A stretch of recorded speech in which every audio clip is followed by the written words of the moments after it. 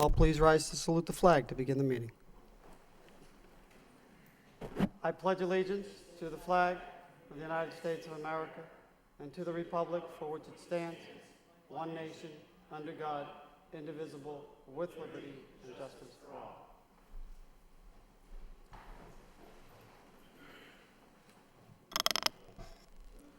Would the clerk please call the roll?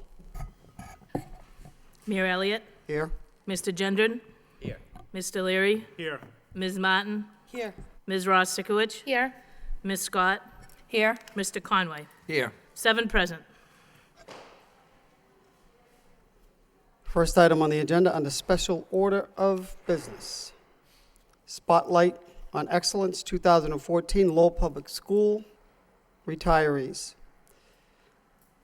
We'd like to read the list of retirees. We just had a reception in the mayor's reception room, very well attended by all members of the school committee, as well as retirees. It was very nicely done, and I think it was well received. So I'd like to read the entire list of retirees this year. Patricia Abbasi, Thomas Abney, Carol Allen, Judith Azarowski, Xenia Baez, Kathleen Barry, Lois Barry, Ornella Baskunin, Evangelina Bates, Thomas Balakis, Dorothy Bergeron, Kathleen Bowles, Kelly Carter Courier, John Kisa, Elizabeth Christopher, Richard Clancy, Elizabeth Cook, David Cook, June Cormier, Joanne Kiupa, Elaine De Menakis, Helen Dimatopoulos, Jean Davis, William Doby, Joan Dugan, Lisa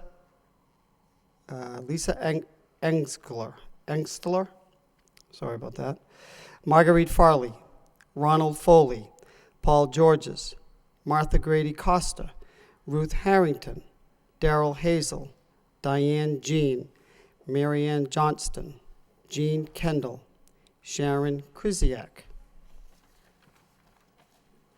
Edith LeBron, Judith Lewin Mader, Angelina Lima, Patricia Lobis, Carol McDonald, Patricia Makey, Sandra Martin, Marianne McCarthy, Patricia Montgomery, Jean Murphy, Rosemarie Natal, Suzanne Neal, Patricia Nicholas, Barbara Outridge, Anita Owenby, Elaine Page, Panana Robichaud, Cheryl Ruby, Nancy Rudolph, Osalvado Santos, Donna DeGibides,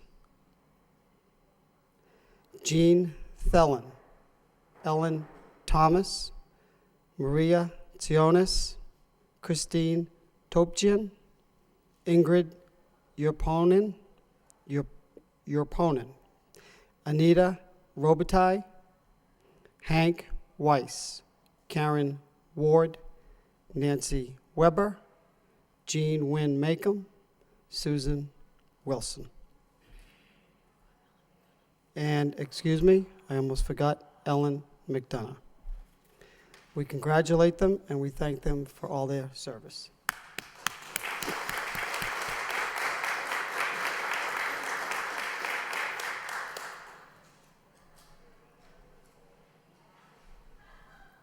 Next item are the minutes. Approval of the minutes of the regularly scheduled meeting of Wednesday, May 7th.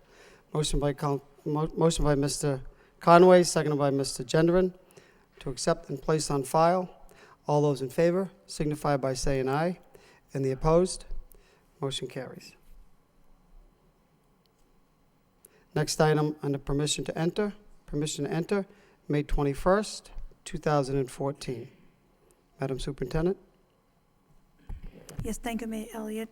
To Aramac Educational Services, LLC, in the amount of $3,673,887 to amend the existing contract to provide for the continuation of the management services to the Lowell Public Schools for the operation of the district's school food service program in the 2014-15 school year.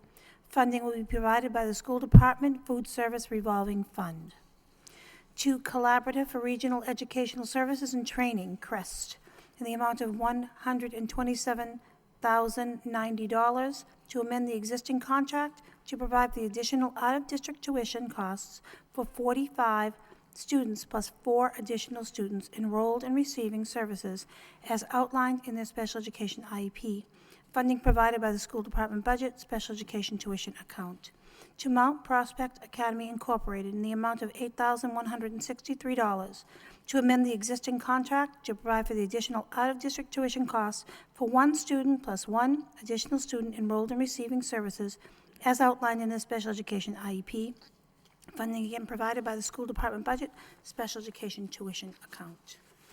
To Merrimack Special Education Collaborative in the amount of $99,326 to amend the existing contract to provide for the additional out-of-district tuition costs for 30 students plus 4 additional students enrolled in receiving services as outlined in the special education IEP. Funding provided by the School Department budget, special education tuition account. To Professional Center for Handicapped Children Incorporated in the amount of $1,636 to amend the existing contract to provide for a rate increase as of 4/1/14. Funding will be provided by the School Department budget, special education tuition account. To the Carroll School in the amount of $2,971 to amend the existing contract to provide for the additional out-of-district tuition costs for 1 student enrolled in receiving services as outlined in the special education IEP. Funding provided by the School Department budget, special education tuition account. To Fall River Deaconess Home Incorporated in the amount of $17,184 to provide for the out-of-district tuition costs for 1 student enrolled in receiving services as outlined in the special education IEP. Funding provided by the School Department budget, special education tuition account. To International Institute in the amount of $12,210 to support the Refugee School Homework and After-School Activity Club as part of the Refugee School Impact Grant of the Lowell Public Schools during the 2013-2014 school year. Funding provided by the Refugee School Impact Grant. To Jean Doc Credit Union, no amount to provide for the implementation and management of a school branch credit union at Lowell High School as part of Training Laboratory for Financial Services pathway of the Business Department for 3-year period commencing July 1, 2014 and terminating June 30th, 2017. No cost associated with this agreement.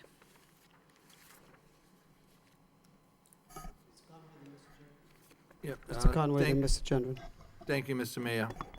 Through you, Mr. Mayor, to the superintendent. On page 2, I believe, where the cost is $1,636, Professional Center for Handicapped Children Incorporated. That rate increase as of 4/1/14, is that unusual that there would be a rate increase during the school year? Or, I mean, would various institutions, should we say, or various sites have increases at different periods of the year?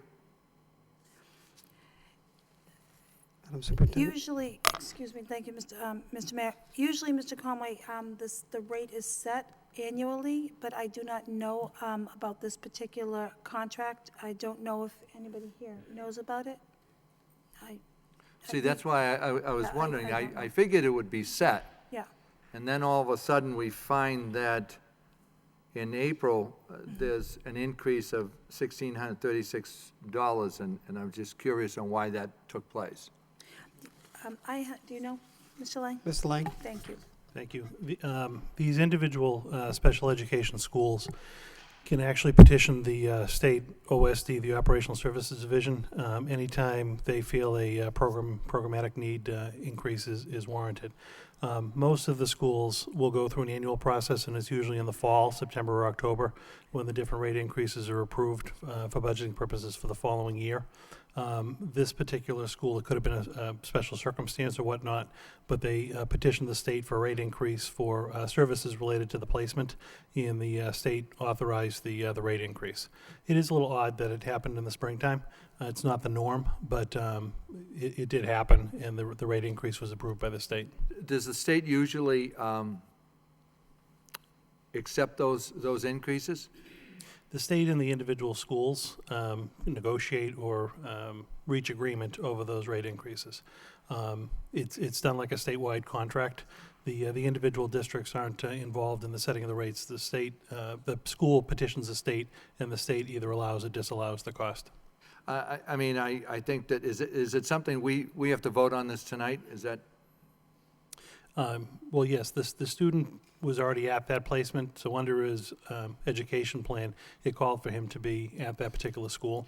Okay, I'm wondering whether, perhaps for the next meeting, if we could find some type of clarification, we can vote on it now, but just some type of clarification on why, in the middle of the year, what the circumstances were.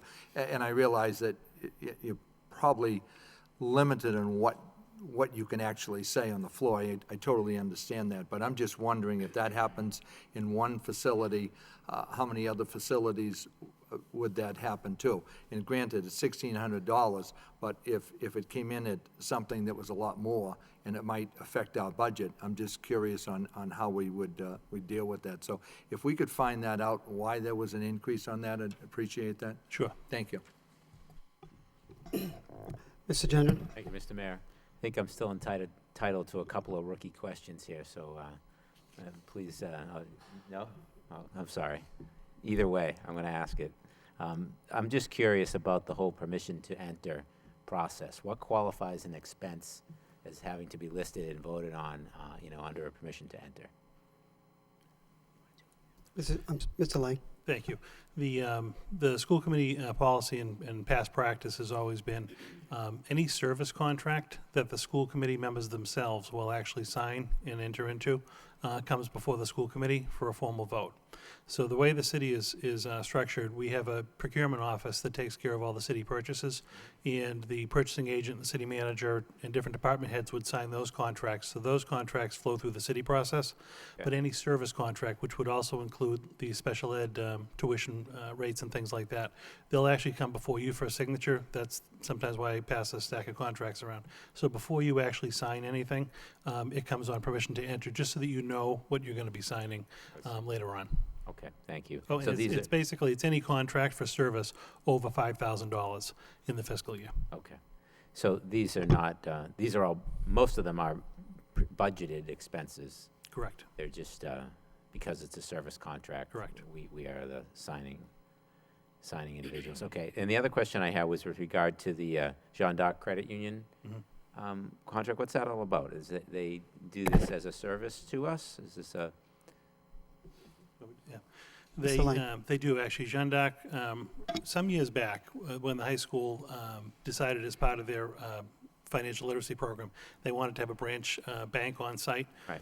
There was an RFP that was put out that entailed having any local bank that really wanted to partner with Lowell High School to open a branch bank on site to be able to do so.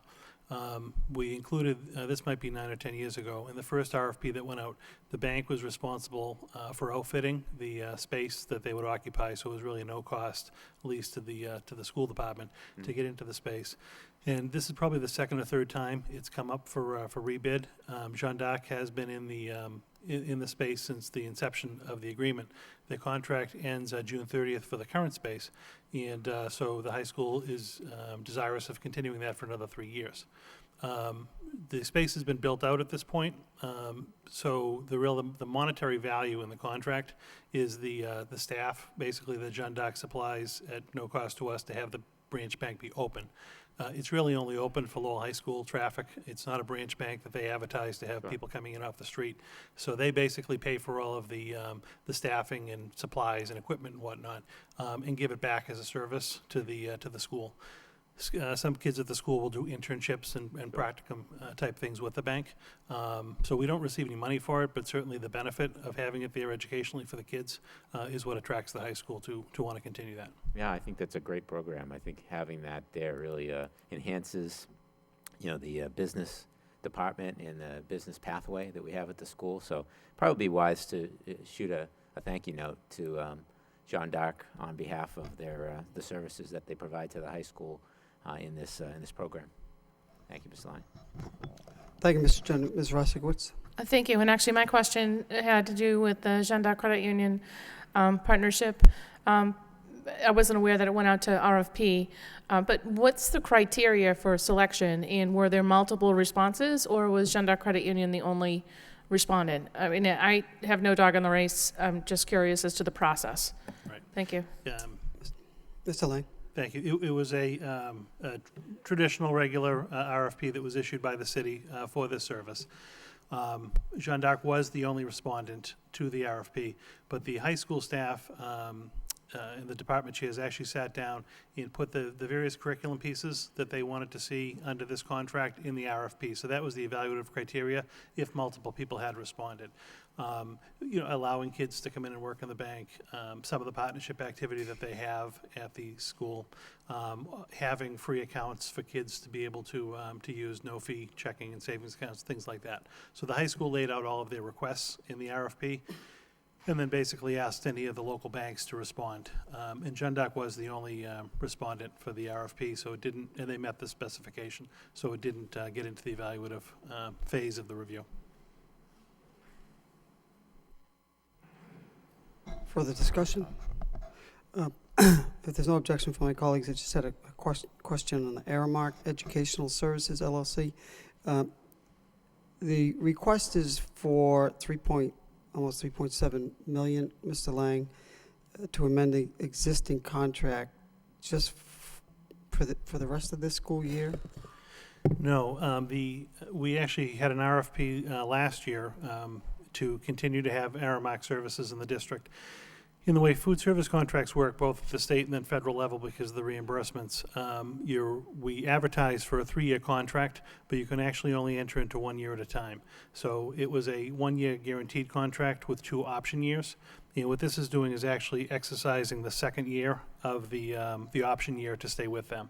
Once the school committee approves the contract, there's a standard contract form that goes between the district and the DOE to make sure all the state and federal reimbursement is worked through.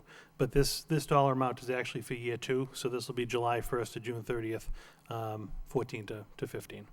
So this 3.7 million, it's just fees, it doesn't cover, this is not the entire contract, meaning it's No. just for their operational purposes, not the food products itself? No, well, Aramark as a company will actually receive less than this. That $3.6 million figure also includes like our staff salary costs. They basically, as a management company, manage our existing workers in the schools. That's a loaded number that includes all of the costs for their operational fees, the management fee, our staff salaries, benefits, food costs. So that's kind of a total number for the year. Okay. And this was bid the first year, correct? It went out to bid again for a second contract. Our first 3 years was up last year, so we're finishing the first year of a potential 3-year contract with Aramark. So this is to authorize us to have year 2 go in as an amendment. Okay, thank you. Ms. Rosikowitz? Thank you, Mayor. Mr. Lang, as I recall, when we originally contracted this out for this 3-year term, were there some kitchen improvements that were going to be made in year 2 and 3 that Aramark was going to take care of for us?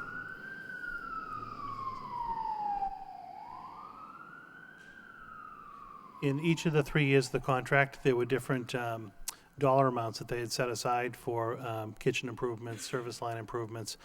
This coming year, there's an upgrade to the high school, the main cafeteria serving area. So they were benchmarked over the 3 years, different enhancements. Last year, there were 2 or 3 schools, I just forget the names off the top of my head, but 2 or 3 that had significant improvements to the serving line equipment and stoves, things of that sort. If you'd like, I could certainly just send you a little excerpt from year 2 of the contract to just show you what the improvements will be. I can send you an email.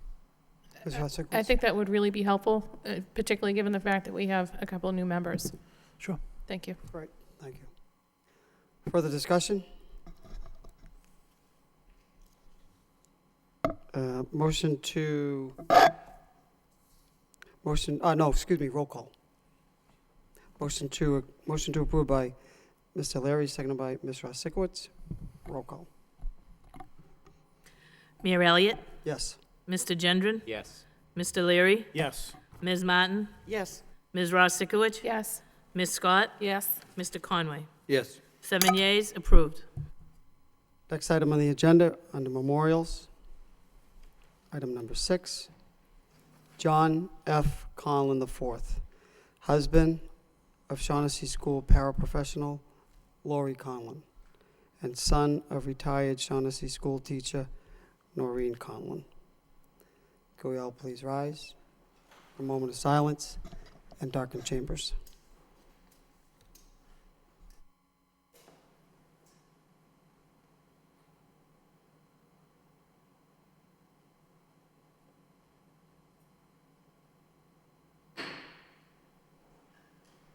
May he rest in peace.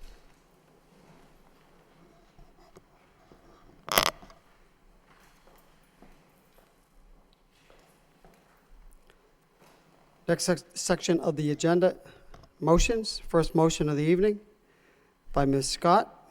Request the superintendent develop a plan to reinstate middle school foreign language instruction for the 2015-2016 school year. Second by Ms. Ross Sikowitz. Ms. Scott? Thank you, Mr. Mayor. I'm not familiar with the exact history of when we cut middle school foreign language. I'm sure at the time there were some real pressing budget cuts. I think it's time for us to look at a long-term plan to bring it back. The learning of foreign language is an important 21st century skill. The younger our students are, when they learn it, they become proficient easier. They have better pronunciation. Many of the parochial schools and charter schools in the city, if not all of them, are offering middle school foreign language. Many of them are offering elementary foreign language. And I think it's important that we are competitive with those schools for our parents and for our students. And this is a real advantage for our kids to, take on. Even if we just start at the 8th grade level, just to bring it back and we phase it in over time, I think it's really something we should look at. Thank you. Thank you, Ms. Scott. Mr. Leary, then Mr. Conway.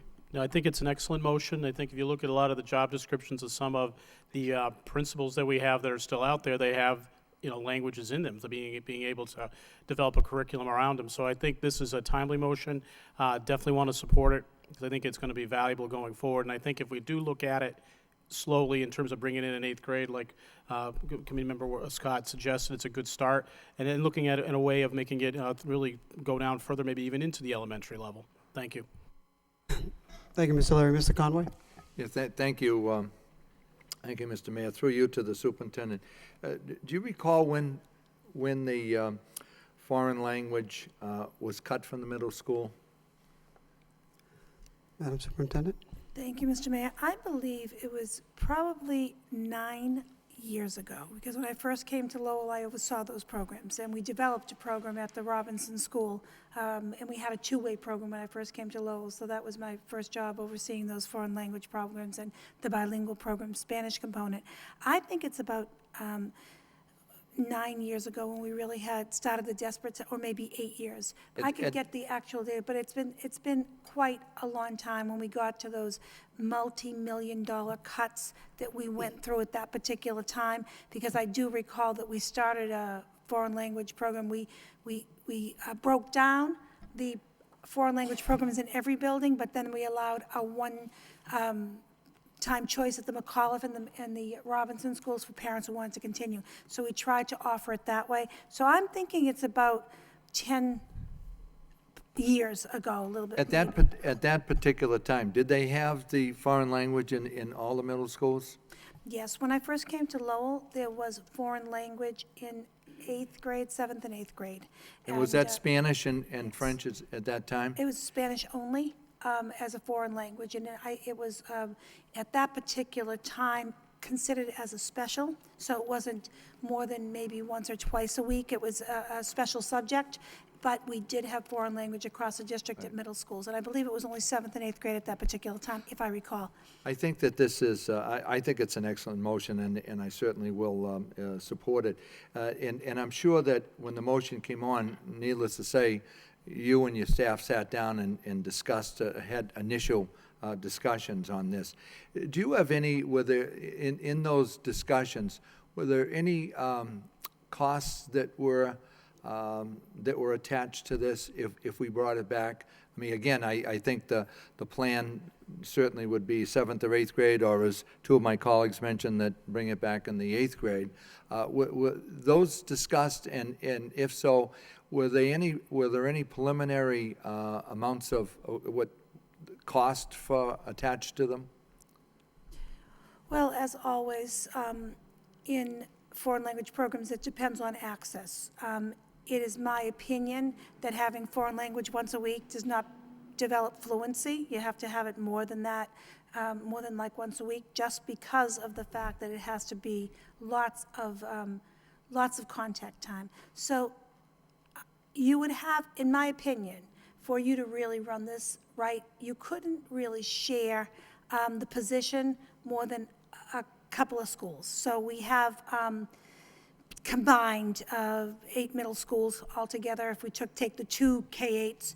And so I would say minimally, they would have to at least be spending half a day to get those 8th grade 4 classes in. Then additionally, foreign language materials are extremely expensive. And if we were going to go towards foreign language materials, and I have not priced everything, I have to be honest, but this is my field, so I can speak a bit about it. I would consider foreign language, the next level of foreign language for our kids, to be technology-based, to be real-time. There's all kinds of programs where you can Skype with other countries, where you can learn things technology-based. So I would opt not to have that regular textbook, but oral language development, because that's what you really want to do to make kids fluent. What the committee's asking for is to get that original. Stephen Jarvis, every time we see each other, well, not every time, because he's not that kind of a guy. He's very, the department chair of foreign language and ESL at the high school asks me about, at least for the 8th grade. And so we've talked about that quite a bit, but it would be quite costly. Materials in foreign language are very expensive. We're talking about $100 per, because there's all kinds of language pieces and tapes and whatever. And so, but that would at least be, to start off, 4 or 5 staff, and we have about, 1,300 kids per grade level. So it would be at least that much, plus developing curricula, developing them into the schedule, and all the things that evolve with that, Mr. Conway. That's what Ms. Abrams. No, I was just wondering if there was a rough number on it. But I certainly would support the motion, and I look forward to the report. Thank you, Madam Superintendent. Mr. Gendron? Thank you, Mr. Mayor. I'd also like to add my approval of the motion. I think it's a great idea. Obviously, we're constrained within the budget, but I think it's something that is worth making a priority, given the importance of foreign languages as kids go on to college and beyond. So I think that it's definitely something worth investigating. Thank you. All those in favor of the motion signify by saying aye. Aye. And the opposed? Motion carries. Next motion of the evening by Mr. Leary. Request the superintendent provide to the Lowell School Committee an update on the physical education curriculum review. The report should include any recommendations for changes to the current professional development and any budget recommendations that may be required to support the review. Seconded by Mr. Gendron. Mr. Leary? I guess quickly, we did, I thought we were going to discuss this last meeting, but I guess we didn't. The keys here that we already talked a little bit about it in curriculum last night at the Joint Finance In Student Services meeting, we discussed a little bit about it as well. So I think it's a timely motion that is in two different committees, and I think we'll have some positive results that will ultimately have a positive effect not only on our youngsters, but hopefully right up through 12th grade, and we can get a rope course up there, Madam Superintendent, at the Lowell High School someday. Thank you very much. Thank you, Mr. Leary. Mr. Gendron? Thank you, Mr. Mayor. I just want to add my support for the motion. You know, a little earlier this year, we had discussion about getting waivers for physical education for kids who are in the athletic programs.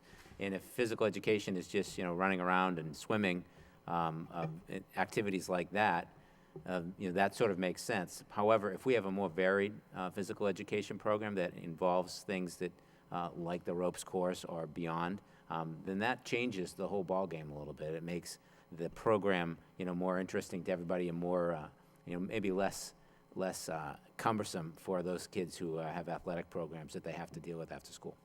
Just a thought. Thank you. Thank you, Mr. Gendron. All those in favor of the motion signify by saying aye.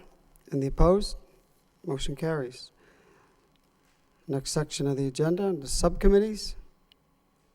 Joint Student Support Services and Personnel.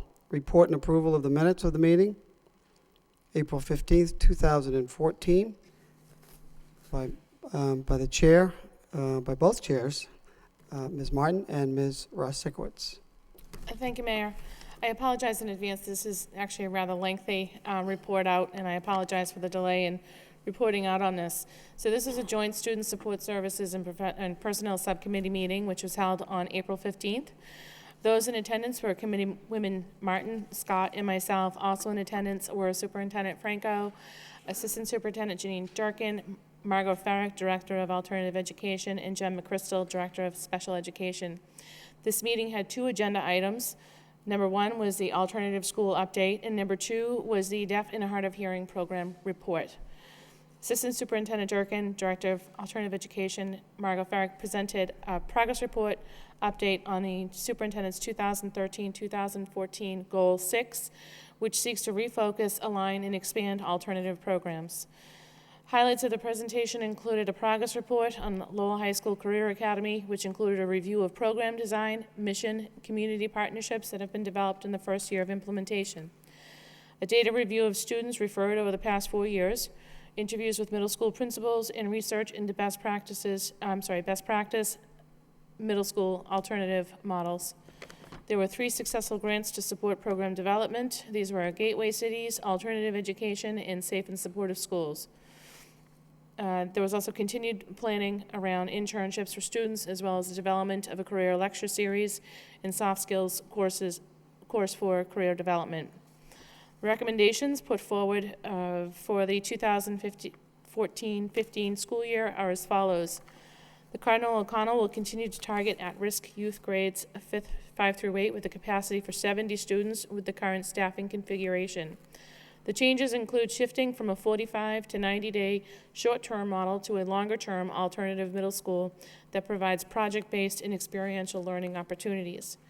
The recommendation for the alternative high school 45 to 90-day placement option for the 2014-15 school year includes the establishment of an engagement center that will provide a short-term comprehensive assessment center for students demonstrating limited success at Lowell High School. The assessment piece would allow staff to determine targeted intervention around academics, attendance, social, emotional competencies, and basic needs. The center will include tutoring to support at-risk students and provide viable options to address the Chapter 222 requirement to ensure all students receive educational services when they are removed from school for disciplinary reasons. Program oversight would rest with the Director of Alternative Education. Additional recommendations included the shifting the Director of Alternative Education daily Lowell High School Career Academy responsibilities to a district-wide role for K through 12 alternative education, moving to a competency-based teaching and learning model at the Career Academy, and investigate the feasibility of hiring an instructional support specialist to support all alternative education programs. The Student Support Service Subcommittee and Personnel Subcommittee members requested that the committee be provided with the per pupil cost for alternative programming, and a report on the anticipated growth of projected growth rate over the next 2 years, and also to provide the committee a quarterly alternative education report. The second item on the agenda was the deaf and hard of hearing program report. This report came as a result of a motion made by Ms. Martin to receive a report at a personnel subcommittee about the new law with regards to sign language interpreters and working with administration on the strategy and protocol for implementing the law.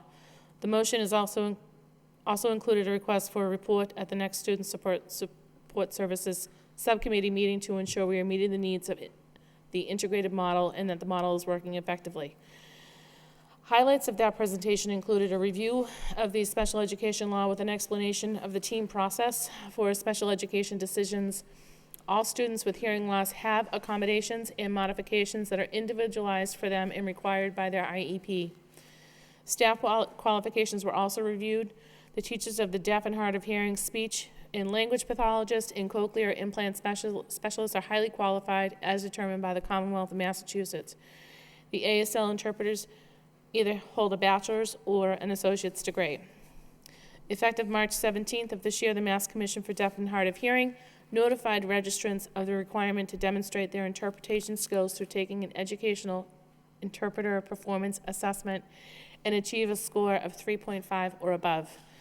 Registrants not able to demonstrate proficiency will be required to submit a professional development plan and retest no later than August 31 of 2015.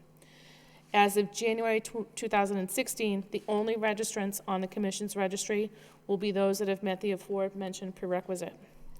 Committee members requested that the committee be provided with an update in September of this year to revisit district interpreter progress toward attainment of certification and contracting with a third-party provider to assess special education programming with a recommendation to review annually to ensure compliance. Also, we had a Ms. Quintal in attendance, and she spoke to this particular agenda item as well. And that I submit as a report of progress. Thank you, Ms. Sikowitz. Further discussion on the report? Motion to accept the report as a report of progress and placed on file by Ms. Martin, second by Ms. Scott. Excuse me, all those in favor? Excuse me, signify by saying aye. Aye. And the opposed? Motion carries. Item number 10, under curriculum, report and approval of the minutes of the meeting of Tuesday, May 6th, 2014. Ms. Martin? Thank you very much, Mr. Mayor. The meeting was held of the Curriculum and Instruction Subcommittee. We had a total of 6 topics that we discussed that we're happy to report on this evening. First was an update on the upcoming opening of the STEM Academy, which will be opening at the Rogers Elementary School beginning this September. Really pleased to see the kind of progress that's already happening with this. It's been done on a very tight timeline. So I'm really very appreciative of all the work that the administration has put into this, and I think it's moving in a great direction. The first meeting of the advisory committee has happened. The next one is scheduled, I believe, to be happening quite soon. It is made up of individuals from throughout the district, educators at every level. We'll also be incorporating some local private representatives of private companies who are in the STEM field, so that we have some real world input as we go through this process. But again, so just at the preliminary stages right now, we did request some additional information so that we can have a better understanding of how the specific school will be promoted to parents and families throughout the district, so that the vision and what makes this a different type of school can be made very, very clear, so parents can make well-informed decisions for their children. That report was accepted by the subcommittee. We then discussed the school improvement updates. This obviously a very long ongoing process. The standard bearer process, which is in place in our district, involves a number of different schools working with CTAC. I think the key thing that I walked away with from this meeting is that the ones who are deeper in the process really are showing some results and showing positive improvements. Some of the schools were later getting into the process, so we're really just starting to see the impact now. The key, I think, for all of us will be at the end of the school year, receiving the data on growth across all these schools that are involved. We did make the request that that be reported out to the school committee as soon as it's compiled by the administration. Our third topic was the district-determined measures. Again, we have talked about this a number of times, I know. This is really part of our newly launched teacher evaluation process. These district-determined measures are kind of the super standards that are being used to compare just not only the topic areas or the specific, within, whether it's within literacy or science or math, but it is a way that allows us to have one more measure as we're determining teacher performance, being able to incorporate student performance in a way that is helpful and I think instructive, if you'll pardon my stealing that word. Our fourth topic was a review of the homework policy across the district. We did receive responses from all 3 levels of the schools here in Lowell. Certainly there is some variety, which in this case may not be the spice of life, as they say. But based on our conversations, we will be continuing to review this. We did ask again for some additional information, and I think that as we review this over time, it is a matter of ensuring that there is parity and consistency across our district in terms of the heft of homework going home with our students. Fifth topic was the science and social studies, K-4, looking at how we're continuing to integrate this into our district, a lot of these new standards. We will be looking at next year incorporating, all the principals right now are working to incorporate time in their schedules, looking to have a 3-day-a-week commitment, 45-minute commitment to science, and then a 2-day, 45-minute commitment to social studies to accommodate these new curriculum areas. So we'll be looking forward to seeing that implemented across the district. And our final topic was the Project Adventure K-4 discussion, that this is being implemented as part of our physical ed, phys ed program across the district for K through 4 beginning next year. It is going to be, I think, a significant investment in this area that we're looking forward to seeing the results of, and I think is an area that certainly warrants our attention after, I think, a significant amount of time where we have not been paying nearly enough attention to it. So I would submit that as a report of progress, and I dare say that was pretty quick.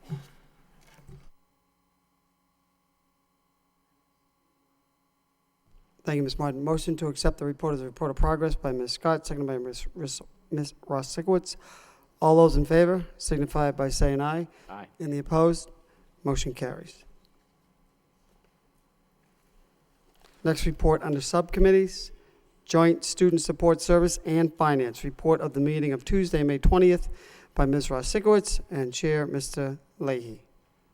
Leary, excuse me. That's okay.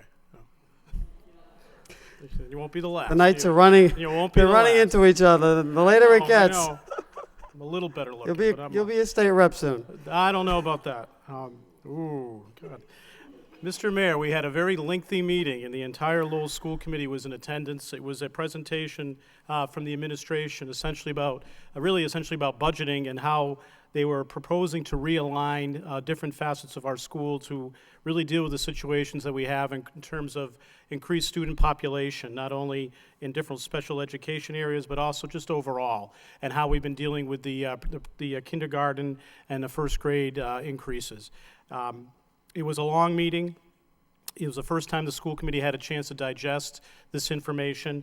I know that the superintendent and the school principals have had a chance to begin to digest it, and I believe today they started to actually prepare the staff in terms of what this proposal may or may not be. So a lot of folks haven't had a time, the school committee hasn't had a lot of time to tie themselves into what this means.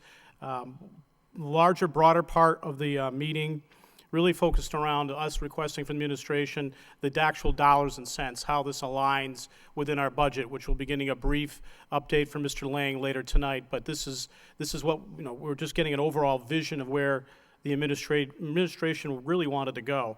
We also requested for really a detailed map, not just an overall vision, but the actual nuts and bolts. What does this actually mean? There were I think there were more than 7 topics, but they basically broke down into 7 different areas that we're looking at. The first part was the Rogers School, and really developing, as Ms. Martin was presenting in the curriculum subcommittee, really looking at having a STEM school and what that meant. And there was really an idea as to what that would be beginning to look like in the budget process. And again, we didn't really get the numbers at this point. We requested that. But really what you're looking at is obviously really a full-time principal, a full-time clerk for that school, a social worker, an additional 4 grade school teachers, additional paraprofessionals. I believe the proposal was 6, a STEM coordinator to begin the process. I guess that's in essence similar to what a literally specialist would be in the particular schools. 2 special education teachers, and I guess an art, music, physical education teacher as well. Many folks know that at this point, I think we believe we have a pre-K, K, and first grade. Next year, we're going to add a second grade. And ultimately, the vision, as the school committee is beginning to digest it, the vision is really, as a STEM school, is moving up to ultimately, potentially, a pre-K through 8 classroom. So we would assess, in essence, if the proposal makes sense and we can put the budget in place and it does meet the needs of the students, the administration is articulating this could be a pre-K 8 school. Potentially. So that was a large focus on it. I know we've dealt with that in bits and pieces. This part will be an extensive discussion regarding the budget, because the reality is, do the numbers meet what we're trying to achieve or what we'd all would like to achieve? Part of it that is going to happen is because of the size of the schools, the population increasing. We are going to add a second grade, so that alone will require additional staff, teachers, paraprofessionals.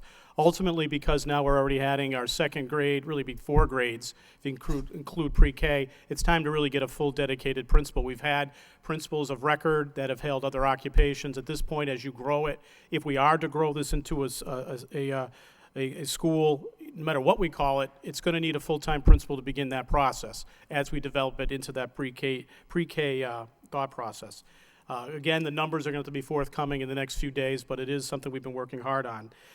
There was a discussion briefly on general education upgrades, which included additions to the pre-K. And I know a lot of folks are probably getting calls now. What does that mean in terms of pre-K? I think the overall vision presented was really, we're looking to add pre-K at different locations. Not decrease or remove pre-K, but add it, because we're all in agreement, I think, of the significance of improving one's capability at an early age.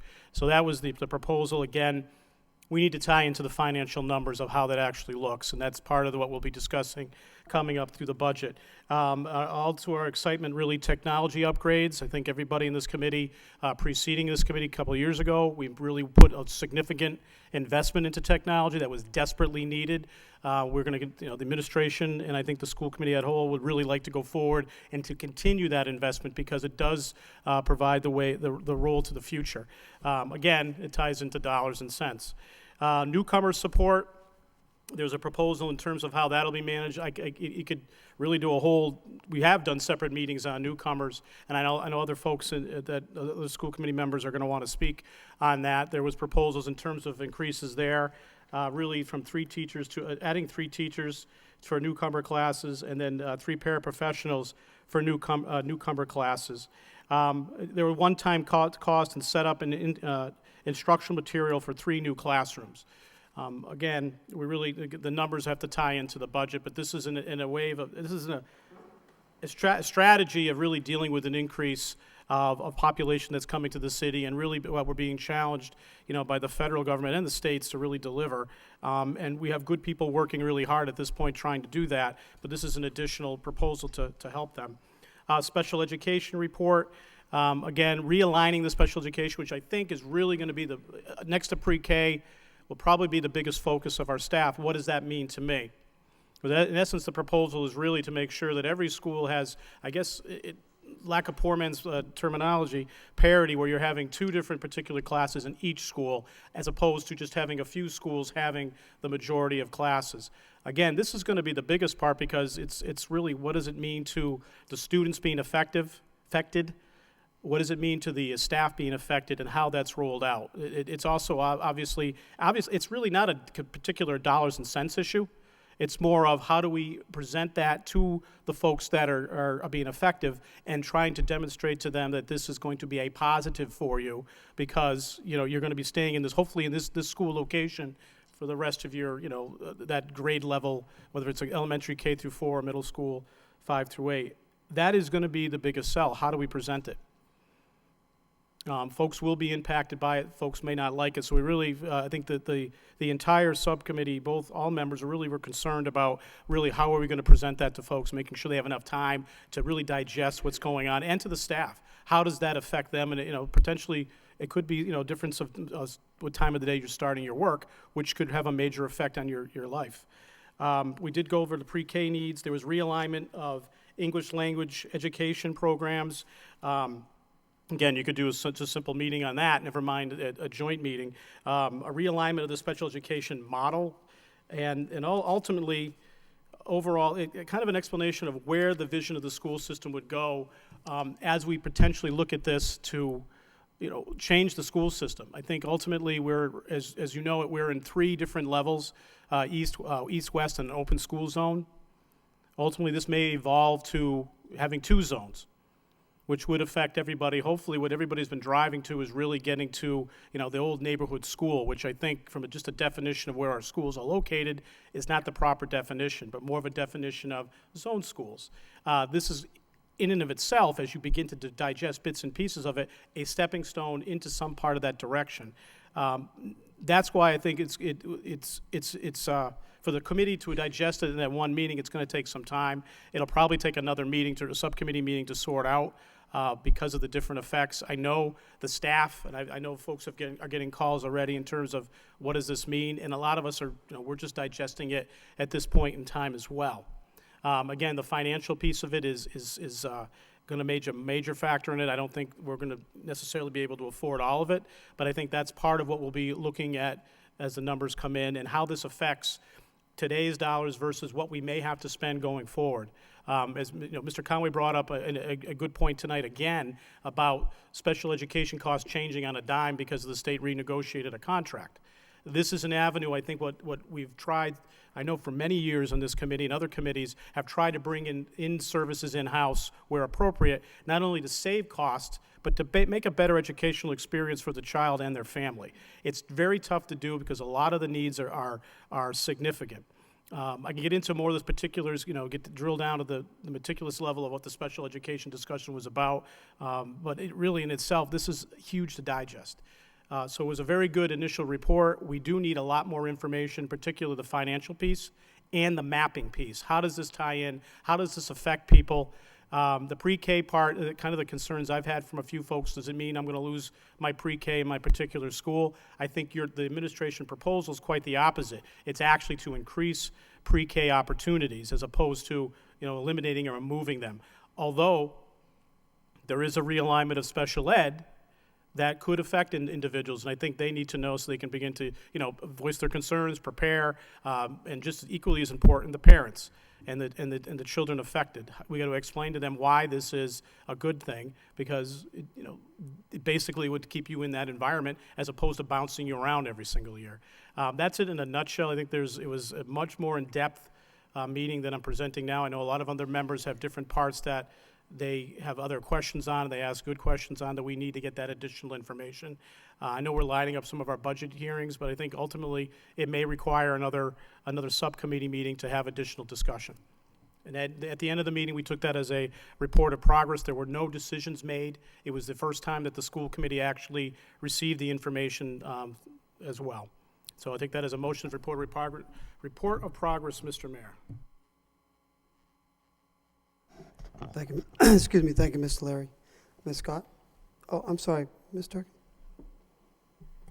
Just want to let the committee know that in the packet that was passed to you this evening regarding the materials that we discussed last week, the last pages of that packet does contain the map that was requested, and what you'll see on that are the changes as the current, on the left-hand side are the current programs that are in each school, And on the right-hand side, it gives you the information that's proposed, as well as the new staff that would be required for those programs.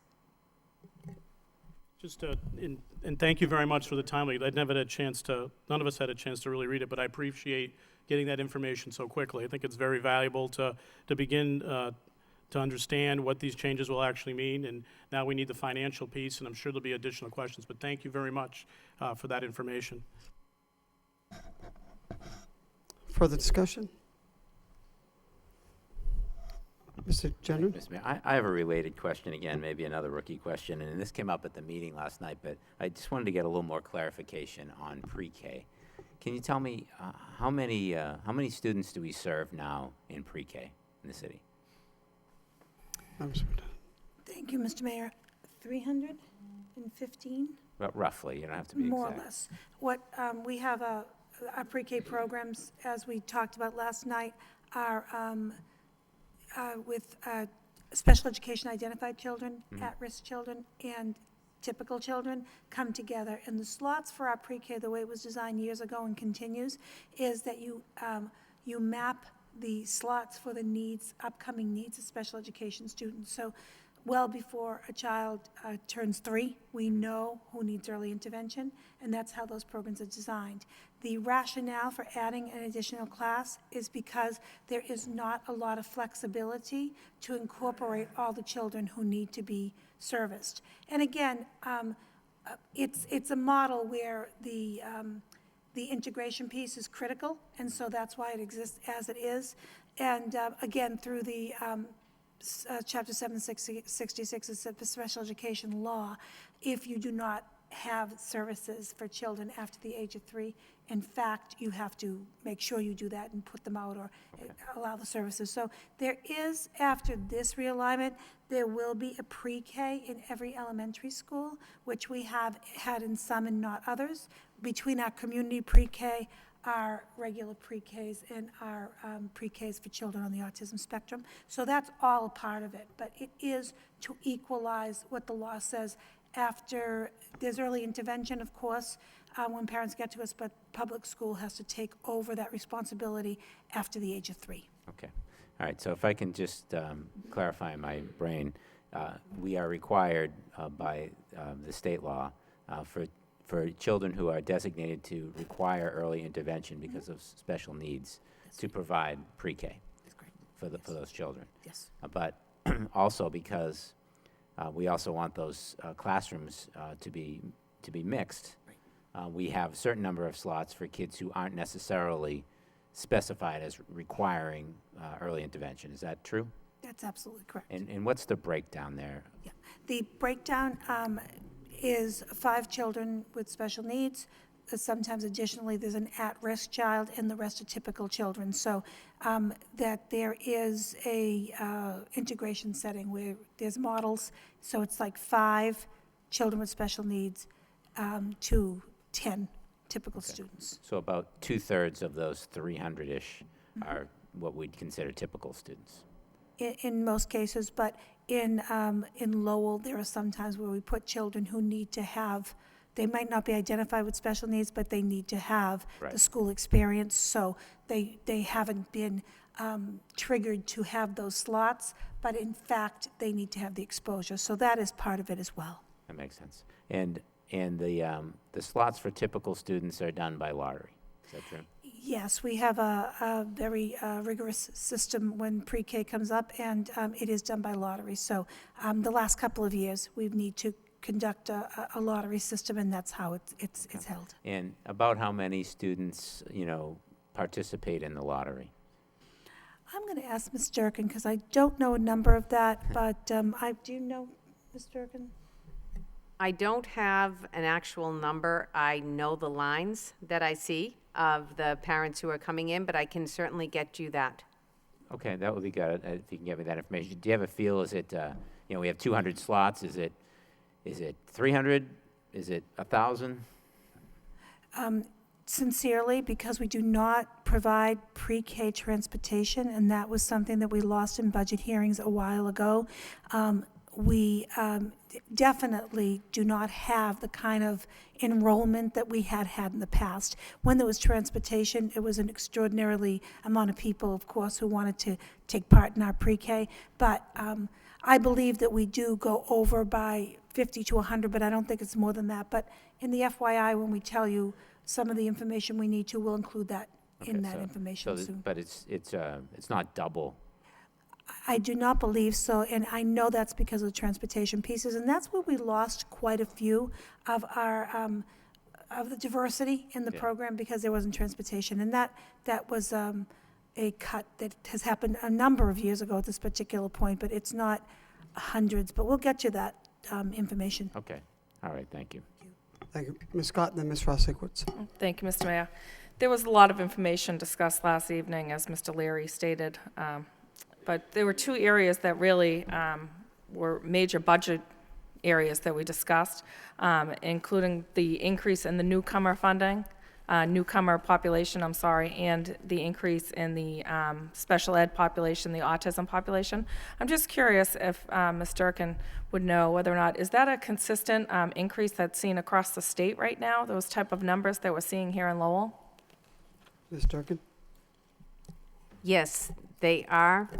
In Lowell, we do see substantially more students, but the increase across the state is evident. Is there increased funding that we receive for the students that we are seeing right now? No, we don't. Thank you. Ms. Ross-Sikowitz? Thank you. My question was actually around preschools. So say there are 1,000 families that put themselves into the lottery. There are only 300 or so slots that are actually filled with those children. As part of our outreach, and certainly not only as a benefit to those children that weren't selected in a lottery, but it is also better for us when they enter kindergarten because they'll be more prepared. Is there some kind of mechanism where we're actually giving parents alternative pre-K information, or are we just taking their name and their phone number and sending them out the door? Our citywide early childhood council really looks at getting as many slots as we possibly can. So you will have parents that, of course, come to sign up for the Lowell Public Schools, but if they don't have that slot, they will in fact be also signing up at CTI. They will also be in early Head Start, programs like that. So what happens as a result, the early childhood coordinators in Lowell Public Schools, as well as all of the community partners, they have their eye on who in fact is of age for pre-K. And we share the wealth as much as possible.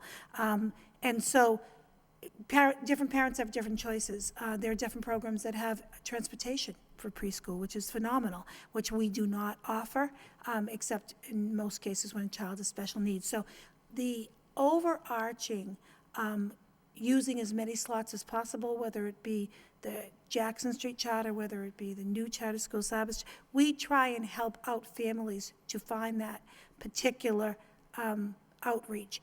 Additionally, in the Early Childhood Council, there is outreach, native languages, there's home health care, child care. They're all different kinds of pieces. That is what has been really a pretty amazing component in the city of Lowell, not just the Lowell Public Schools, that it's everybody looking to see where we can put slots. And it always gets down to funding. So it's having the vouchers, it's having the ability so if in fact you're on that wait list, it's not that those particular children are not going to find a preschool. As a matter of fact, those are our great participants. We have other families that may in fact not be coming forward looking for it, but it's all divided. So if you have people, you will see that everybody who's on our wait list will be directed to other places. And early childhood people know the ages of the children and where we have to the best of our ability. Of course, there are some that stay home with families and they're not interested in formal schooling before kindergarten, but it is arranged by all of the constituency groups to how we're going to best serve the kids. I just have one follow-up question. So do we have a handle on, say, a percentage of those applicants for pre-K, the number of children that are not successfully referred to other pre-K programs or even private providers of pre-K services? You know, and I certainly, you know, is it, you know, 20%? Is it 25%? I mean, that's a good number of children out of, say, 1,000 that are not prepared for kindergarten for a lack of opportunity. So is that something that we track or no? That when we're aware of cases, they're definitely logged into a system, but the fact is that we know as a city that we can't meet the needs. We don't have enough space for all the children. But I could actually, I think it might be a nice thing for us to provide a report for the next meeting of the processes, what happens when people come to us, and where the collaboration pieces come together, so you can have more details, because it's a pretty intensive process. Of course, our children who are early identified, we know about them, but there are other kids, we just want to make sure. And I know the early childhood, they have a system, but I want to get the details exactly right. So I'll put that in for our reports for our next meeting. Right. Okay, thank you. Further discussion? Motion to accept the report as report of progress and place on file by Mr. Gendron, seconded by Mr. Conway. All those in favor signify by saying aye. Aye. And the opposed? Motion carries.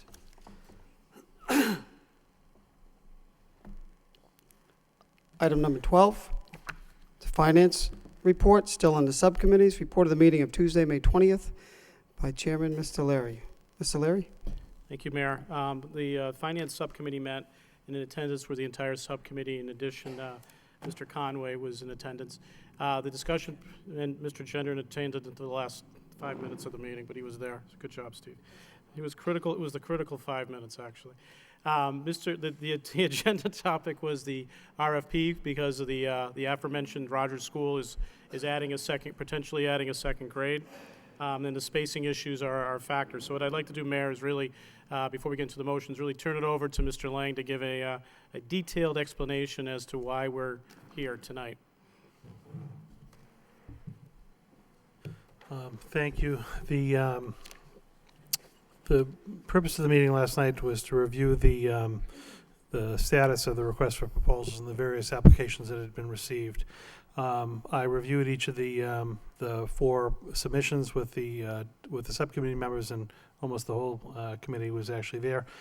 The various pros and cons of all of them, and in the without getting into the specifics of each one, the kind of the end resolution was the feeling that none of the 4 proposals kind of perfectly met the needs of the school department, and I think the school committee going forward. And the end result was a motion that Mr. Leary can ultimately read, that would basically indicate we are deciding to stop the RFP process, to cancel the RFP that had gone out, and to resolicit proposals under a separate request for proposals, but open it up a bit so that, number one, we would entertain proposals for the few of the various departments, in particular the Family Resource Center was one that was mentioned, to be possibly housed in a different building than the main office space. There's certainly, and what we're doing right now is going through and figuring out exactly which office space needs to be aligned with the Family Resource Center.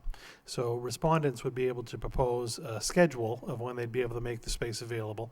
There are only certain areas. There's the second floor of the Rogers School, about 12,000 square feet of office space that we know we have to vacate by August 1st. So whoever is going to propose space has to be able to vacate and fit within about a month and a half time, the 12,000 square feet at the Rogers. But then they're going to be able to propose a staggered kind of build-out of the rest of the space to meet the school department's needs.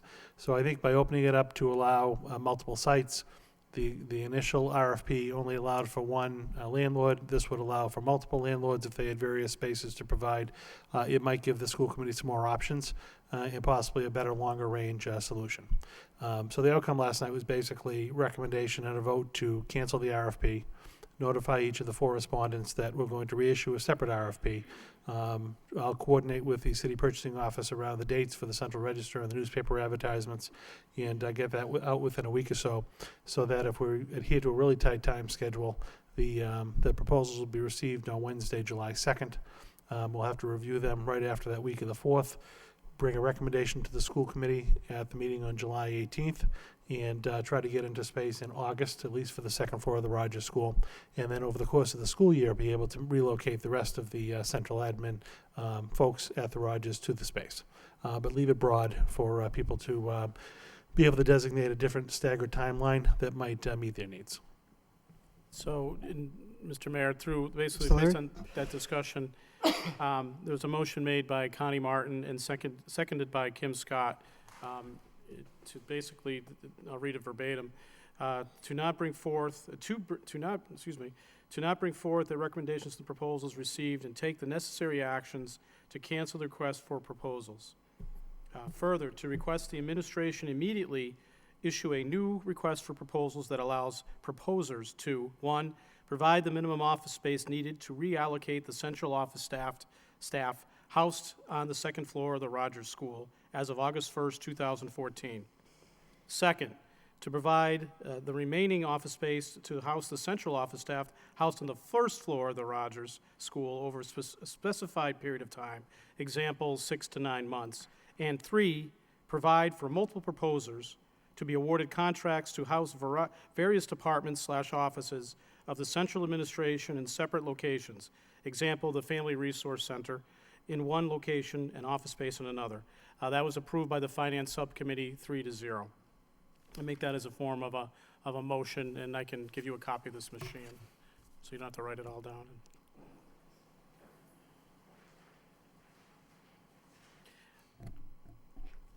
Motion by Mr. Leary, seconded by Mr. Gendron.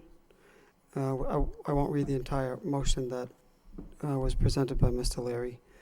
Discussion on the motion? Ms. Martin, would you take the chair, please?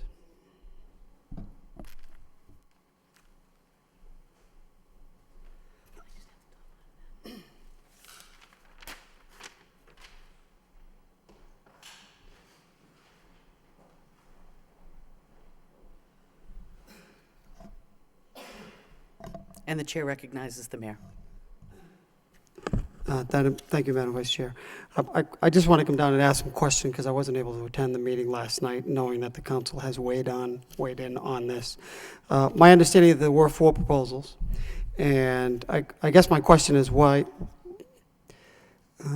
most of them, 3 of the 4, did not meet the criteria. Is that correct? And that one of them did meet the criteria, and I'm curious why we're not moving in the direction with that one. I guess my concern is this.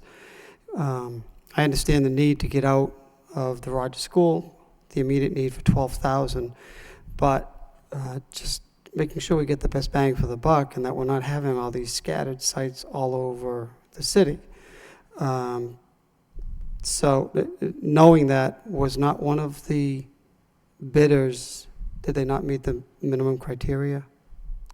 There were 2 of the respondents didn't meet the minimum criteria for space and when the space would be made available to us, which basically left us with 2 proposals to consider.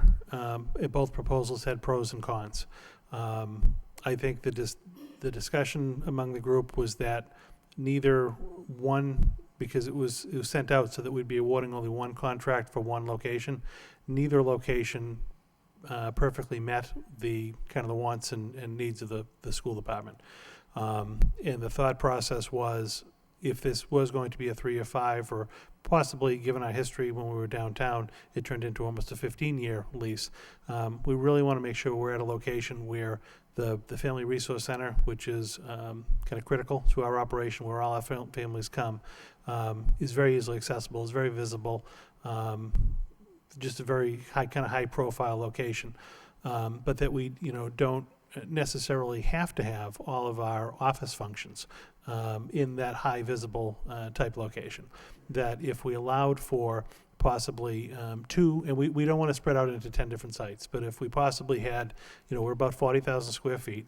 If one location had about, half, and it was able to accommodate the Family Resource Center and office spaces that are really closely linked to the Family Resource Center, that it would be acceptable if another landlord in another office space had the other 20,000 square feet in close proximity, still, hopefully within walking distance, and we'd have to stage the RFP that way, that it would be okay because the public doesn't really come to see some of the folks who would be in the other office space, that could be more kind of industrial type office space, hopefully at a lesser rate than you would pay for prime real estate to be fiscally conscious. That was really the thought process. But by having it only be the one landlord and the one lease, and looking for the space under the time constraints we put at it, that we might not be possibly getting the best deal in the long run for the school department in the city. Well, it would just seem that if we're going out for multiple leases, we're not going to get the best deal that way. I mean, if you're going into one location, you're going to get a certain dollar per square foot, and that's the best economy of scale, right? Well, yes, but what we would be doing is actually fashioning the request for proposals so that probably the most highly advantageous location would be the one location for the best price that could house us all in the same building. But if we were able to get a good location at, for half the square footage at a good price, it would be okay if we had the other half at a similar or better price with just operating with two different landlords. So why do we feel going out for another bid is going to get us a either better location or, well, let me just take one step back. The two locations that met the criteria, why were they not acceptable? Why did they not? Both met the minimum Right. requirements, but I think when we just looked at the spaces, Could you tell me which ones they were? I know one of them, I don't even know all four of them, sure, but one of them was 45 Merrimack Street, the other one was the one at Lancet Mills, the one at Lancet Mills. correct, The old Bon Marché building did not meet correct. that criteria, and why didn't they meet that one? We were looking for approximately 36,000 square feet, Right. and they only proposed 21,000 square Okay. feet. And what is the fourth one that did not meet the criteria? The Thorndike outlet, the Okay. proposer proposed to do a build-out of space, Okay. a temporary relocation right. of the staff, and then a build-out over a course of a year or so. Okay. So it just didn't quite meet the timeline. So the expectation is that you're going to send out another RFP. Is that going to provide enough time by any stretch to Well, one of move and the, get in by August 1st? right, it's absolutely going to be tight. It's certainly not an ideal situation. But some of the feedback we received from potential sites was that given the availability to have the 40,000 square feet of space available and built out under the timeline that we had, was just unreasonable for some of the spaces. That it's potential that we can get 12,000 square feet. There's a lot of people that have that, which would be available for August 1st. And then if they're able to propose, I can add another 10,000 square feet by November and another 10,000 by March. We just have to get out of the 12,000 by August, but we technically could build up to the 40,000 square feet over the course of the whole school year. And by allowing more flexibility in the schedule and the staggering, we will probably get a better end product at a better price than we would rushing to try to get the space available under the current time schedule that we had. So when we really re-looked at it, we're trying to just get the bare minimum square footage we need for that August 1 date and allow it to just be broad with regard to give the respondents some more flexibility. So both of the submissions that met the criteria require build-outs that would not have allowed sufficient time for you to move out and move in There was some serious questions about the timeliness. on both of them. Yes, the Okay. one Lancet site was more available for us for the schedule. There's still a build-out there, but it could have accommodated our needs. I believe the 45 Merrimack Street site, in our opinion, would not have been ready under the timeline. Is it anticipated that are we covered, are we exposing ourselves to any liability? Because we did submit an RFP. Individuals that did submit met the requirements. Unless there's a provision in the RFP that these are just subject to. There is a provision in the Okay, RFP that allows us to cancel it, and I think, if we were to just cancel it and then reissue the same RFP, Right, we'd have some liability.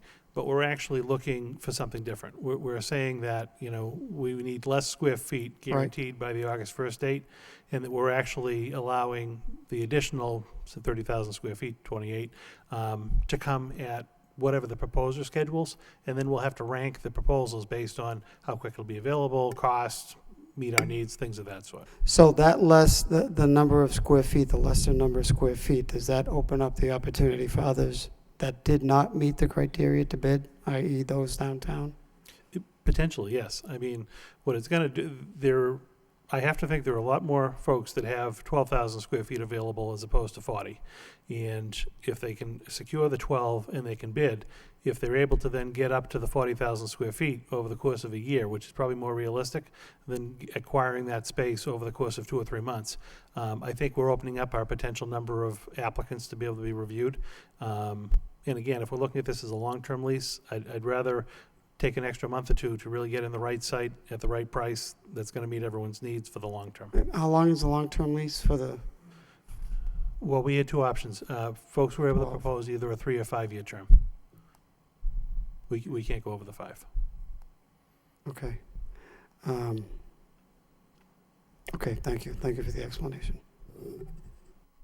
Mr. Gendron. Thank you, Ms. Martin. So I shared some of the concerns that you voiced at the meeting last night, Mayor Elliott. And the way I looked at it, it sounded like, and Mr. Lang, correct me if I'm wrong, the site that came closest to meeting all the requirements was also the most expensive. Is that not Correct. the case? So, it's possible that we could actually be looking at a savings by repositioning the RFP. Also, both sites that were, and it sounded like they were on the verge of meeting all the requirements, but both sites, the Parent Information Center was pretty inaccessible to the public, which is something that personally I think is pretty important in whatever we do here. So I thought that it seemed that by repositioning this RFP doesn't prohibit a single site. So we could still get an application that had a single site for all of the needs, but it also gave the option of splitting a site within reason and also providing a phased acquisition or a phased population of the site, which seemed like it would probably open up the bidders a little bit and maybe give us some other options. Correct. Is that a fair assessment? So all of that said, while the timeline is short and we need to move quickly, it seemed to be I agree with the committee that it's probably the most prudent path. Any other questions or comments? I'd entertain a motion to approve the recommendations of the administration moving forward with the new RFP. Motion by Mr. Leary, seconded by Mr. Conway. All those in favor, I'm sorry, we need a roll call. If the clerk will call the roll, please. Mayor Elliott, Yes. Mr. Gendron, Yes. Mr. Leary, Yes. Ms. Martin, Yes. Ms. Ross Sikowicz, Yes. Ms. Scott, Yes. Mr. Conway. Yes. 7 yeas, approved. Just that's a motion to adjourn at 7 o'clock, and I make that as a motion of report of progress. So we'd entertain a motion to accept that as a report of Yes. progress by Mr. Leary, seconded by Ms. Scott. All those in favor, please say aye. Opposed? Motion carries. Thank you. Ms. Martin.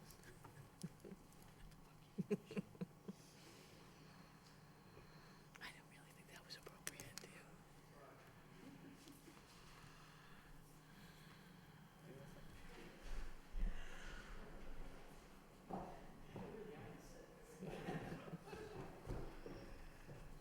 It's kind of nice to sit down for a little bit.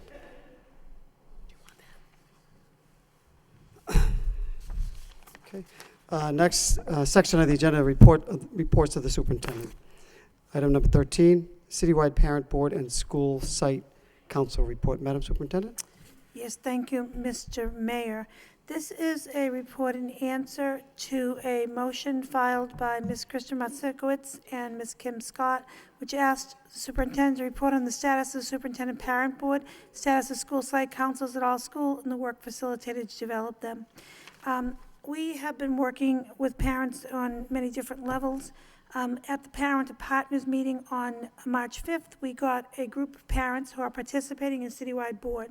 If you look on the the third page of the report, we have collected from every school the information regarding parent leaders. So who are the parent names, who are the liaisons, citywide reps, in addition to school site councils, which we have revisited the school site councils, and Mrs. Assistant Superintendent Durkin has confirmed that there is a school site council at all sites. Additionally, I am in the process of trying to reestablish the citywide parent council. And actually, after our volunteer event and some of the events we've had, what I've been trying to do over the last year is to try and look at how we can diversify and get members from all different backgrounds. So I've met with different groups. Matter of fact, I have a meeting with the pastors from the Latino community next week. So we're trying to just get some different parents involved. But we have a very diverse group of parent volunteers. So what you will see, and all of you who are parents at this table, will be receiving an invitation. Either by email, I'm trying to do it by email to kind of get an invitation to get people together for the Citywide Parent Council.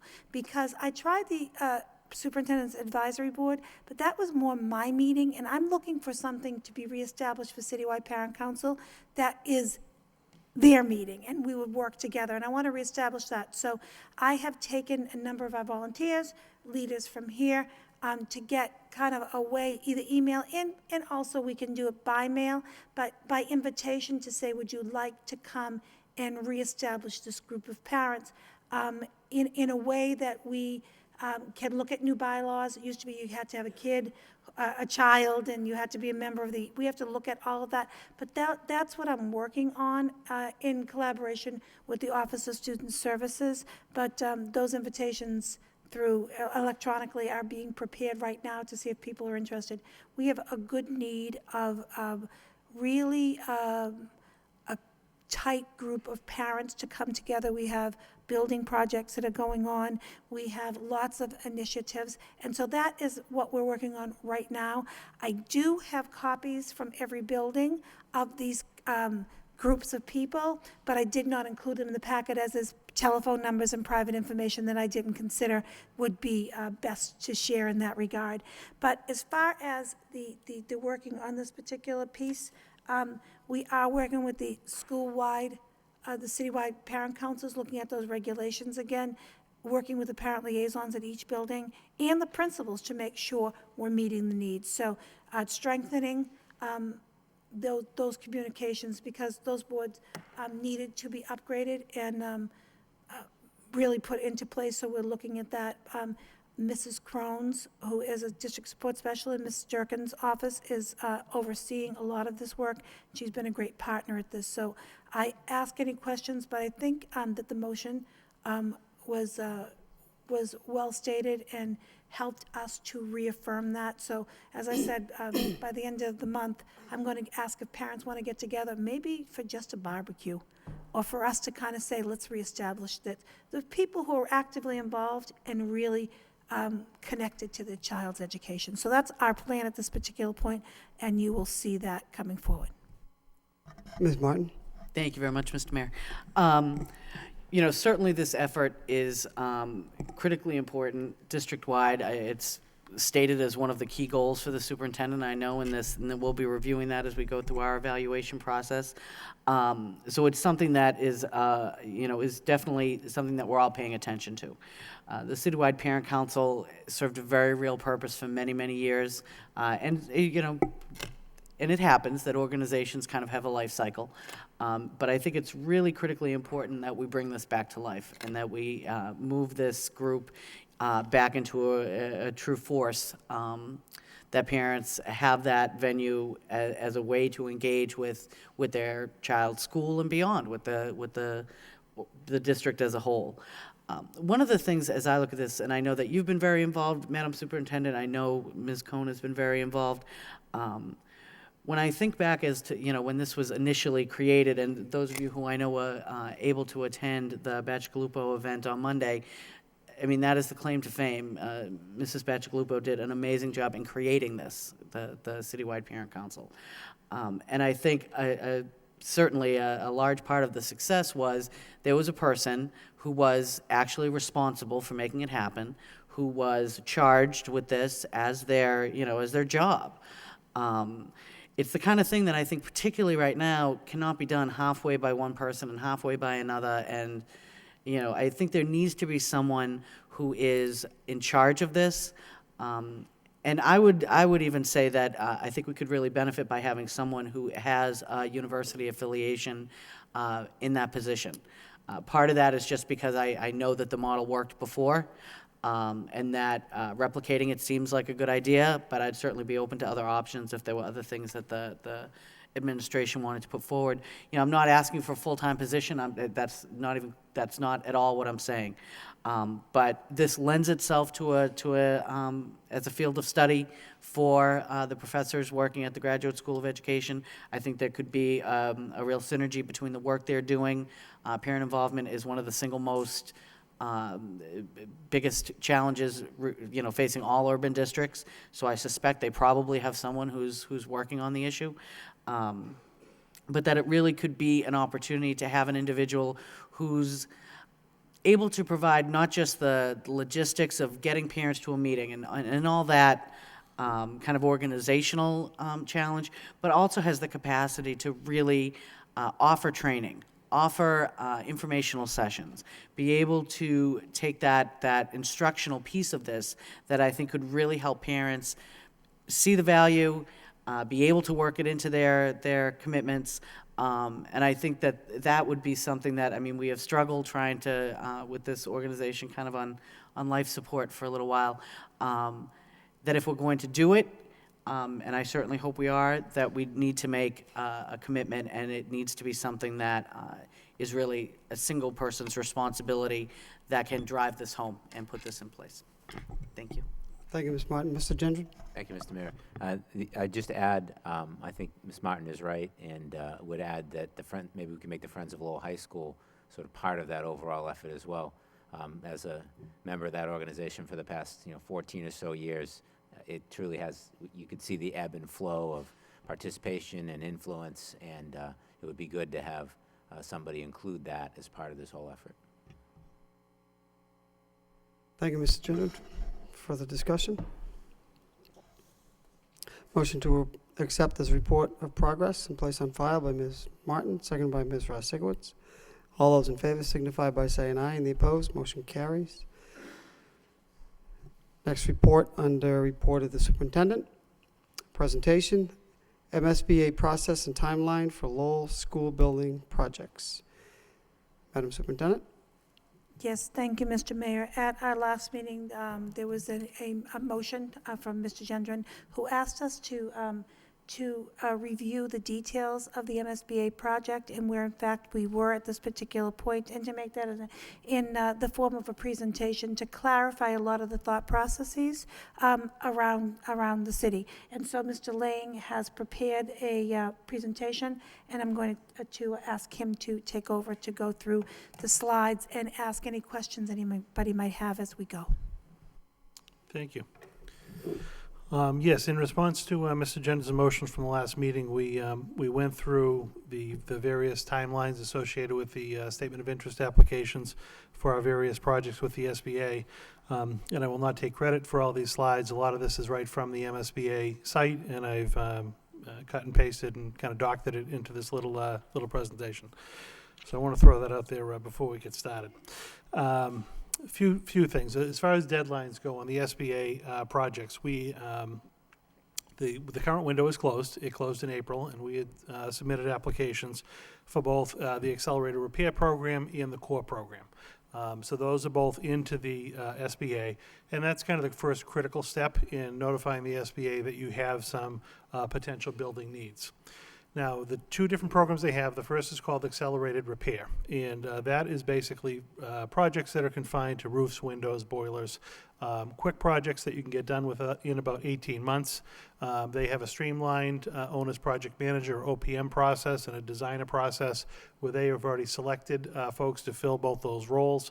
They give you candidates to pick, so if you receive funding for that, it's a really quick turnaround.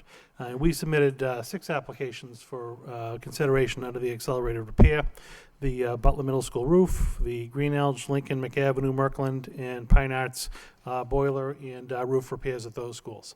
So those statement of interests are in under Accelerated Repair, and I would imagine we would hear back sometime late June, July, certainly the first part of the summer, if any of those projects are going to be considered. So the separate part, which is going to be more of our focus for this particular presentation, is what they consider the core program. So these are complete building projects, extensive repairs, renovations, additions, new school construction. This all falls under the core program. And we submitted applications under the core program for the Daly Middle School, Lowell High School, Robinson Middle School, the Rogers Early Learning Center, the Wang, and you remember we had discussion back in April about prioritizing the Lowell High School project as a priority statement of interest. So the board will be coming out to do work on these particular projects throughout the spring and fall, and the earliest that they'll be actually acting on these projects is late fall, early winter of next year. Once they come out, they do their due diligence. So over the course of the summer and the fall, they evaluate each of the core projects, each of the applications, the priority applications that were submitted by every community in the state. And then what you're looking for at that point in time, again, late fall, early winter of next year, is to be invited into what they consider the eligibility period. So this is that 270-day, up to 270-day period we talked about when we filed the applications, where your first step is to actually, you have about a month to do a lot of paperwork with them and to certify that you acknowledge the process and you know what you're entering into. You then have a couple-month period where you have to assemble a school building committee or a group that's actually going to oversee and work with the SBA on these projects. There is a student enrollment projection that has to be done in district and then independently to certify your need for their resources. There's documentation you have to provide around if they work with you and do construction in your city or town, that you're going to maintain that property after the construction is done. And then there's a series of local votes that have to be taken to acknowledge the project and to talk about if the project is moved into the feasibility stage, that you will actually fund it and continue to work with them. So they give you up to 270 days to do all our due diligence to make sure that we're ready to really embark with them on this particular project. And then once they feel that the eligibility phase has been complete, and again, sometimes the eligibility phase can take less than the 270 days, less than 9 months, which is probably likely in our case, and when we get to the timeline a little bit later, I'll lay that out for you. What you're looking for is actually to be invited into the feasibility study. And if you think of it as kind of a cone, you know, there's a lot of people invited into different phases, and then there's few that ultimately make it into the feasibility study. But that is our goal after the eligibility period. In the feasibility study, what that actually entails is doing a full-blown procurement process to hire an owner's project manager to work with Lowell on these projects. When we built the Morey Elementary School, we had to do this, and Watermark was a local OPM that worked with us. There's also designer selection that occurs, so you have to hire an architect and an engineering firm to work with you on the project. So that happens right at the beginning of the feasibility stage. And then when you actually go through the feasibility stage, what you're working with, your OPM, your architect, and the SBA has representatives that also come out to the community to work with you. You're trying to document the educational program that you're trying to achieve at the priority statement of interest. You look at a space summary based on what your current needs are, what the SBA, very similar to what we did when we had OMR come in to do the comprehensive facilities assessment. It'll be redoing their work. You document your existing conditions, and you work with the SBA to really find what they term as the most cost-effective, educationally appropriate, preferred solution for the town. So that would take place during the feasibility stage. That then gets passed in to the SBA's Board of Directors for review. And after the SBA Board of Directors reviews it, if they feel it's a good project to work with the community on, then you're invited into what they call schematic design. So schematic design, basically, you have your blueprint, your very basics of what you want to do with your building, and you have to work with your architect to come up with a scope for the project. You need to have some budget numbers developed at that point, because all of that is going to go into a proposed project scope and a budget that the SBA is then going to allocate how much they're going to be responsible for and how much the local community is responsible for. All of that leads up into a project funding agreement, which basically dictates the terms and conditions of the project that they're going to work with you on. The next slide just talks about funding for the actual project. After you've gotten to this stage, at this point in the game, you know, everything gets a little bit further defined. You're able to then start seeking reimbursements for work that happened in the feasibility study. There's certain aspects of the projects that you're going to be responsible for, regardless of if the project goes forward or not. But this is the point where the city actually sees a little bit of return on the investment. And after you have that project scope, the project funding agreement, that's when the formal work happens. So then there's a good 6 to 9 months of detailed construction drawings have to happen, all your bid specifications happen, your bidding process happens. You ultimately award your contract to the firm that is your low bidder on the project, and construction begins. And obviously there's a whole construction phase that takes place. What I tried to do was just be realistic in providing what a timeline for this particular work in Lowell would look like. And if we go back, we submitted the applications in April of 2014.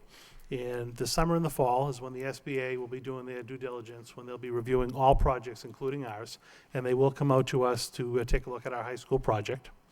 At some point during the fall of 2014, the SBA board will meet, and we'll find out at that point in time if we're going to be invited into the eligibility period. So that's really a key date for us, sometime in the fall of 14. If we are invited into the eligibility period, then that's when the 270-day or 9-month, it'll feel like 90, but 9-month project starts. In between, I'm estimating January of 15 and June of 15, because again, we've done some of the pre-work. That's when we would be in the eligibility period. Assuming all goes well, and at that point in time, we get invited into a feasibility study, I'm estimating that would take place between the summer of 15 and the winter of 16. You're gonna need a good, 6 to 9 months to hire the OPM, to hire an architect, to have community meetings, to have community input around the project. So that'll all take place during that 9-month period. The end result, or Lowell's preferred option, would then be sent to the SBA for board consideration. And if they agree and ask us to move into schematic design, I'm anticipating that would be the spring of 16. And that, again, will be another 6-month period where you really have to work and put all of your plan documents together. That's when the scope of the project really gets well defined. Once you agree with the SBA on your schematic design, you enter into your project funding agreement. And then in the fall of 16, right through that following winter and spring, is when your architect would actually be working on all of the final plan documents. Your project would go out to bid. You would have a contract award, and we're looking at about the summer of 2017 is when your construction would actually begin. And I'm estimating, based on the current look of things right now, about a 4-year construction period, and that was consistent with the OMR documents because of the phasing, depending on where the project ended up being, that will have to take place.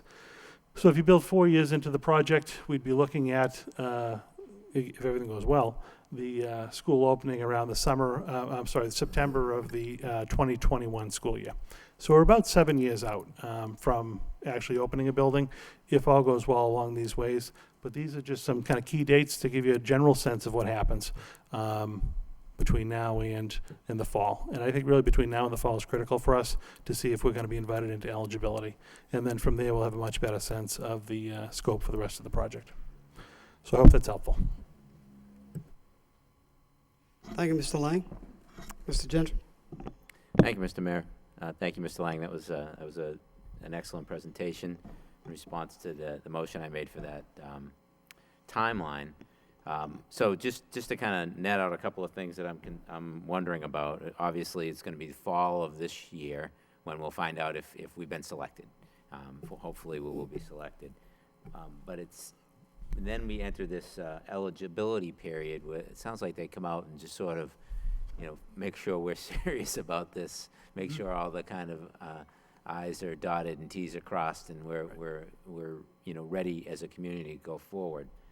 But it sounds like, and correct me if I'm wrong, it won't be till the feasibility study, which is somewhere around middle of 2015, where we'll really start, having to nail down a site, provide public input. Is that true, or is that more of an eligibility period effort? No, that's true. The eligibility period is really just to get your Ts crossed and your Is dotted. There's a number of forms that have to be filed, the number of votes that will be taken by the school committee, the city council. You have to certify your enrollment projections. It's just it's kind of the paperwork phase to really do show that the community supports the initiative.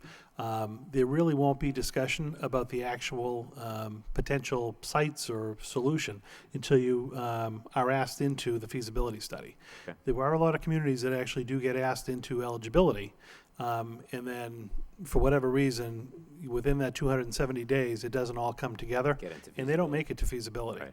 Right. There have also been cases where people make it through eligibility, and then SBA may determine this just really isn't a project for us at this point in time. Right. So just being invited into eligibility is certainly the first huge step, but it's not a guarantee that you'd be invited further into the process to feasibility. So feasibility, which we're looking at, a year from now. Right. If everything goes forward as we hope, we'll be into feasibility, and it'll be at that point where we really have to get serious about, choosing a site, choosing a makeup of the building, and also I assume at that time would be an appropriate time to get public input about, correct, people's feelings about all aspects of this building project. Is that absolutely correct? At that point in time, that's going to be when you put together your building committee. That's going to be when you have your architect and your OPM, your public forums to talk about even the basic, educational program and the philosophy of how you want to go about putting your building together. A lot of the work that was done again with OMR will all start from scratch. But we're probably looking at next summer would be the start for that, and that is a good 6 to 9 month process to properly have the vetting and the input from all the different stakeholders. Okay, all right, thank you. I really feel like the city clearly needs this project. This is a really important project to the future of our city. Site aside, everything else aside, it's important that we land this project and we get the support from the MSBA.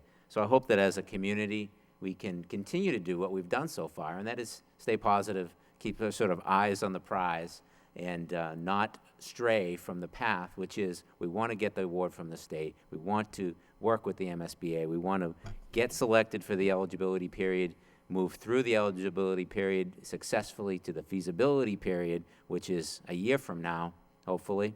And at that point, then we have to get the nuts and bolts on the table and figure out, okay, exactly where are we going to put this, how is it going to be structured, and how do we move forward? So it's kind of a plea, I guess, to the community to stay positive, stay focused, and keep our eyes on the prize, because this is a really important project for all of us. Thank you.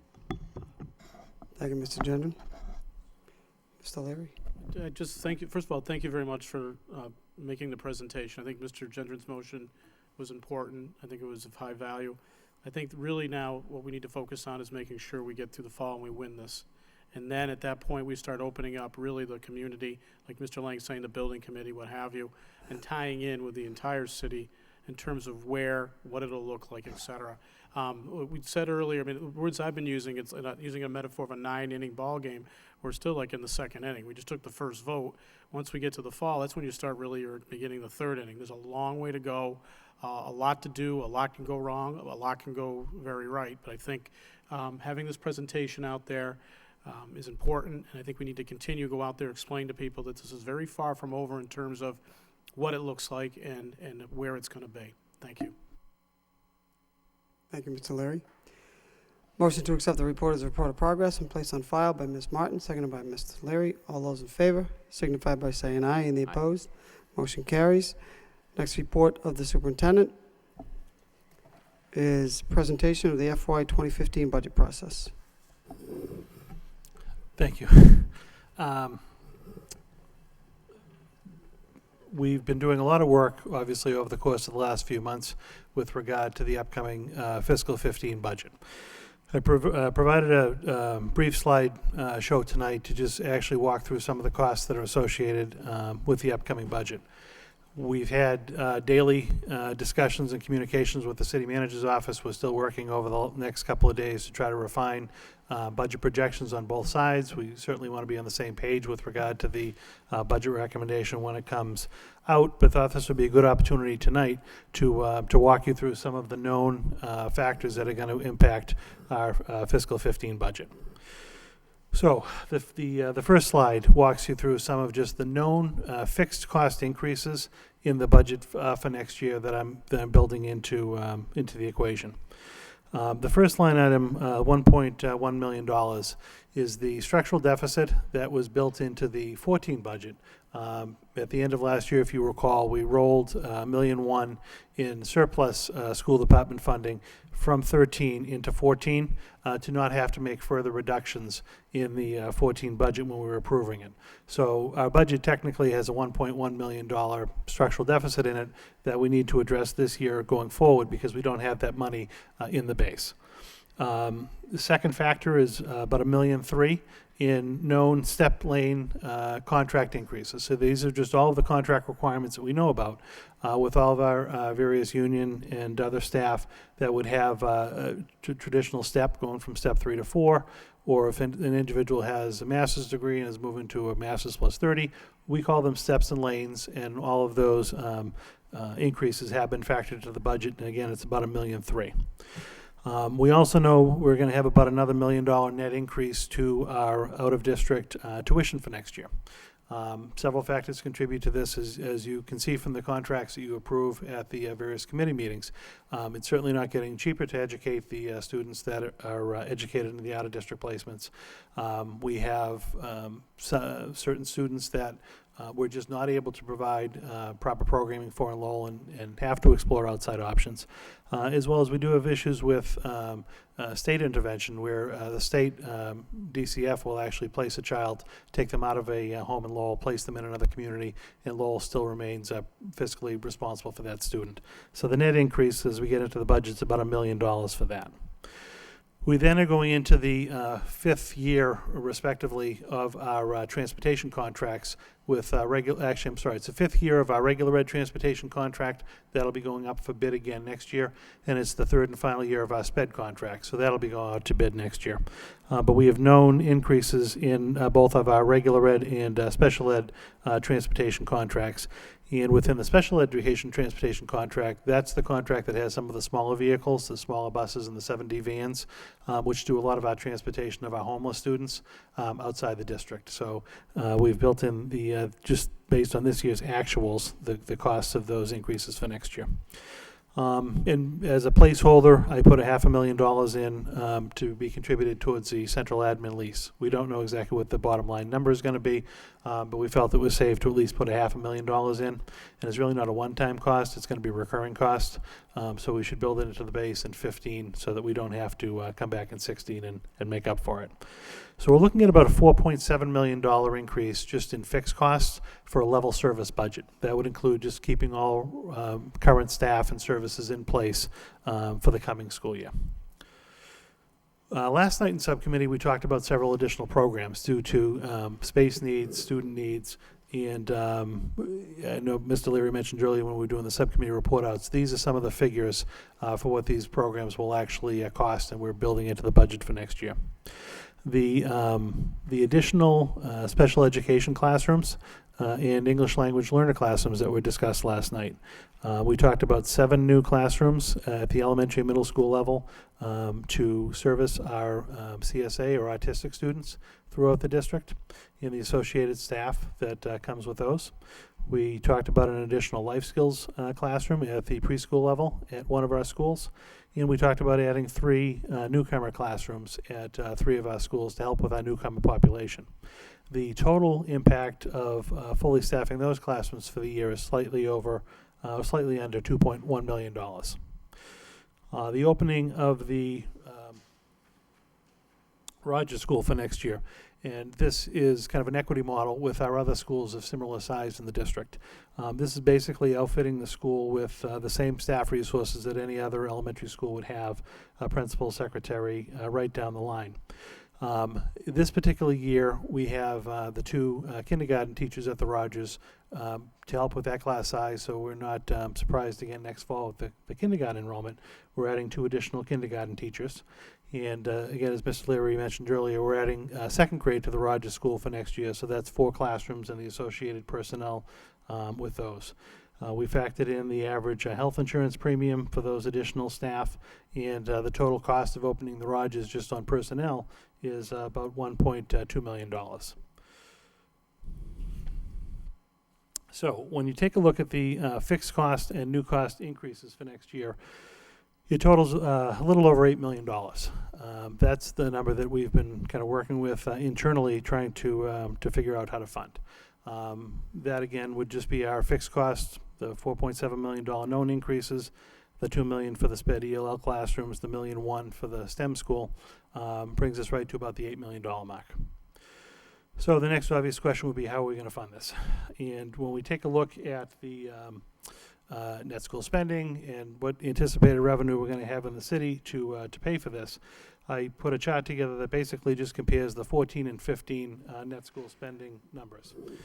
So if you look, because of our enrollment, Lowell's up significantly over last year. That has contributed to our Chapter 70 allocation going up. When your Chapter 70 allocation goes up, we're going up about $5.2 million. The city's required contribution also goes up, and that's going up a little under $2.1 million. So the net effect of those 2 numbers is to maintain the net, to meet the net school spending just on the growth of this year. And I do want to be clear about that, because we've had discussions this past fall about kind of the carryover net school spending. And that's still a number that we're going to have to work through. But just to maintain the actual growth number, we have to increase school spending by $7.3 million next year. When we take a look at last year, and we actually try to figure out what was the kind of the shortfall on the growth. Again, not looking at the carryover amount, but what we should have grown last year. The net effect on that is $800,000. So that's the difference between, we ended up being under net school spending by 4.6. The prior year we were under by 3.8. That variance is $800,000. So if we had added $800,000 to last year's budget, then we would have at least met the growth number in our net school spending. So the next slide takes a look at the $7.3 million known number that was supposed to go up, plus the $800,000 gap from 13 to 14, to come up with, if we want to maintain, again, that growth spending towards net school spending, about $8.1 million. So our actual, the amount that we're looking to try to fund next year is right in line with where we really should be to meet net school spending as far as growth. Now, we're still going to have, even if we did this, so in our communications with the manager's office, we're trying to work toward that number. And I know the city is dealing with a lot of different budget issues on their side, and that's why the conversations are still going. We normally would present a budget to you tonight, and then we would set up deliberations for next week. But as we mentioned last night, I'm actually looking just for another day or two to be able to refine this. And I anticipate on Friday being able to send you out the hard copy of the budget book with recommendations. work to set up budget hearings to start being able to go through and digest some of this information. And hopefully in the next 2 days, be able to work through with the city manager's office on figuring out what level of support we'll be able to attain in 15. The last page, I just tried to provide a kind of a quick summary that just shows, again, to meet net school spending on growth, we're looking at about $152.4 million would be the number that we need to add to the budget. And right now, and again, the small numbers are still tweaking through the budget document as we finalize it. We're right about there with our request at $1,052.4. This is the gist of what's going to be presented in a few days. Again, there are some numbers that do vary from time to time. In our conversations with the manager's office, the budget last year, if you recall, ended up being about $3.8 million as far as that carryover number under net school spending. So that's a number that we still need to make up. They allocated $2 million of additional appropriation this year, so that knocks that number down to below $2 million. My initial talk and discussions would be there is some, again, there's going to always be some volatility with the non-cash contribution. You know, we are looking at pension costs going up for school department employees. I think if we're able to actually support and work towards a budget that meets this particular need, and we were to wait until October, November, when we actually file our end of the year report and see what that actual difference is going to be certified at for the carryover net school spending, that would be a time to have a follow-up conversation with the city and come up with a plan on addressing that continued shortfall, that about $2 million projected shortfall. It's important to consider that the $2 million one-time cost, that'll be coming along with the budget recommendation as well, as any of that additional $2 million of the carryover funding is one-time money. It's not money that we should build into our base budget. We shouldn't include positions, salaries, things like that, because it's just not sustainable. So that really should go towards one-time purchases. And when you do receive the budget, you know, the one-time purchases we discussed are supplies and materials, obviously for opening the Rogers, some moving expenses for central office, some technology improvements and upgrades for staff and students. There's a laundry list of kind of one-time purchases that will come with the budget document as well. But I wanted to, particularly after last night's meeting, try to put a price tag on some of these options that we were talking about, so that people can get a sense of what is we're ultimately looking at cost-wise and recommendation-wise. And again, hope to, over the next couple of days, try to continue to finalize this and have a document to you by the weekend, so you can have the long weekend to begin to read through it. Mr. Conway and then Mr. Gendron. Thank you, Mr. Mayor. Mr. Lang, I appreciate, I'm sure we all appreciate this information. Again, it's a lot of information to digest.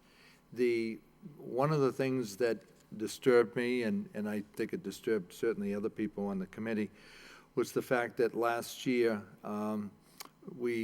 back just a few months ago, we received a letter from the state board, and it saying that we did not meet our net school requirement, and it was $3.8 million. And, you know, the entire year we went through the entire year with $3.8 million additional monies that should have come into our school department. Some of those monies have been rectified. And I don't, and you know, I'm not blaming anybody in particular by no means, but the fact is the monies didn't come to the schools. And schools, whether it was programs or personnel, suffered because of it. And I think that going forward, we need to stay on top of this to make sure that we get the appropriate money that is coming to the school department. Now, we received a check for $2 million, and that's still $1.8 million down from last year. That's correct, right? Now, additional, how are we going to fold that money into this year, Mr. Lang?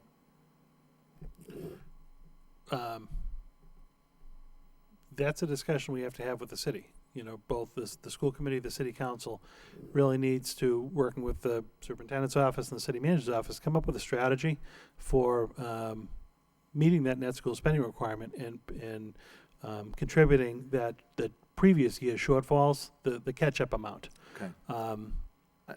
Go ahead. Yeah, I think when I'm looking back here, and you know, one of our meetings that we had the other night, which was a great meeting, and there was a fantastic presentations that came forward, but we're talking about spending money, more money, more money. And we talk about, here we are for the 2015 required local budget increases of over $8 million. Is that correct? Over $8 million? And do we have any preliminary indications from the state on what the projections might be? Whether there would be, whether it will be flat from last year, or whether it will be increases or decreases? Is there anything seeping out at this particular point from the state that you know of? Yeah, if you look at the sixth slide, the second slide on the bottom of the third page, the luxury we actually have this year is the state legislature helped us tremendously by already passing or allocating what the designating what the Chapter 70 increase is going to be. So we know that it's going to be the $5.2 million increase in Chapter 70. That has been, and again, it's that $5.2 million Chapter 70 increase, which increases also the city's contribution requirement by $2 million. Let me just interrupt. How is that etched in stone? Because I know that last year, and I think each year that we've been dealing with this, the monies have changed, sometimes not on a daily basis, but they might change 2 or 3 different times. Right. Literally, we're going to get a couple extra million, now we're going to get 5 extra million, no, now we're down actually to $1 million, no, I'm sorry, we're going to be in the hole by, in the red by $2 million. So how secure is that? No, I think I absolutely understand your question. I think it's very secure. In the past, we've had to deal with various fluctuations between, say, the governor and the House and the Senate's budget, and it can change in January, February, right up through June. But the joint resolution that the legislature passed this past spring really allowed communities to be able to do their budgets, and that's why we're actually able to provide a budget to you with a known Chapter 70 increase for next year. That's been very helpful to us. That number is not going to fluctuate like it had in the past. Okay. I'm just a little nervous and a little leery about additional costs and whether we can actually meet those obligations. Again, each year, it's always a juggling act to make sure that we can get this, we can pay the bills. And again, I think, as you have said, things are a little bit clearer this year, perhaps, but I'm kind of a little skeptical because I know that I have seen things change and, you know, things that you think are going to be all right. And I'm just afraid of going out and spending monies on programs and so forth and realignments that we were talking about the other night and not being, and then all of a sudden sitting back and realizing that we're going to have to make some cuts. So again, I think it's something that all of us, needless to say, are going to have to keep our eye on very, very carefully and watch it basically on a daily basis to find out what where these monies are going. Thank you, Mr. Mayor.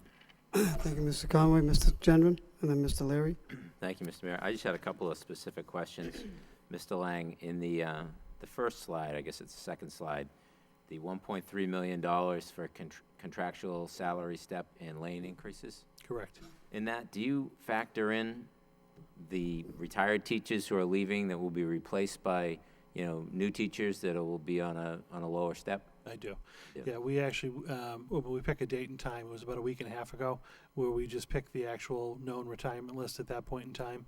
And I manually go through the budget, and there's a staff salary book that's going to come out with the budget document. And what we usually use as a budget figure is the master's degree level, step 2.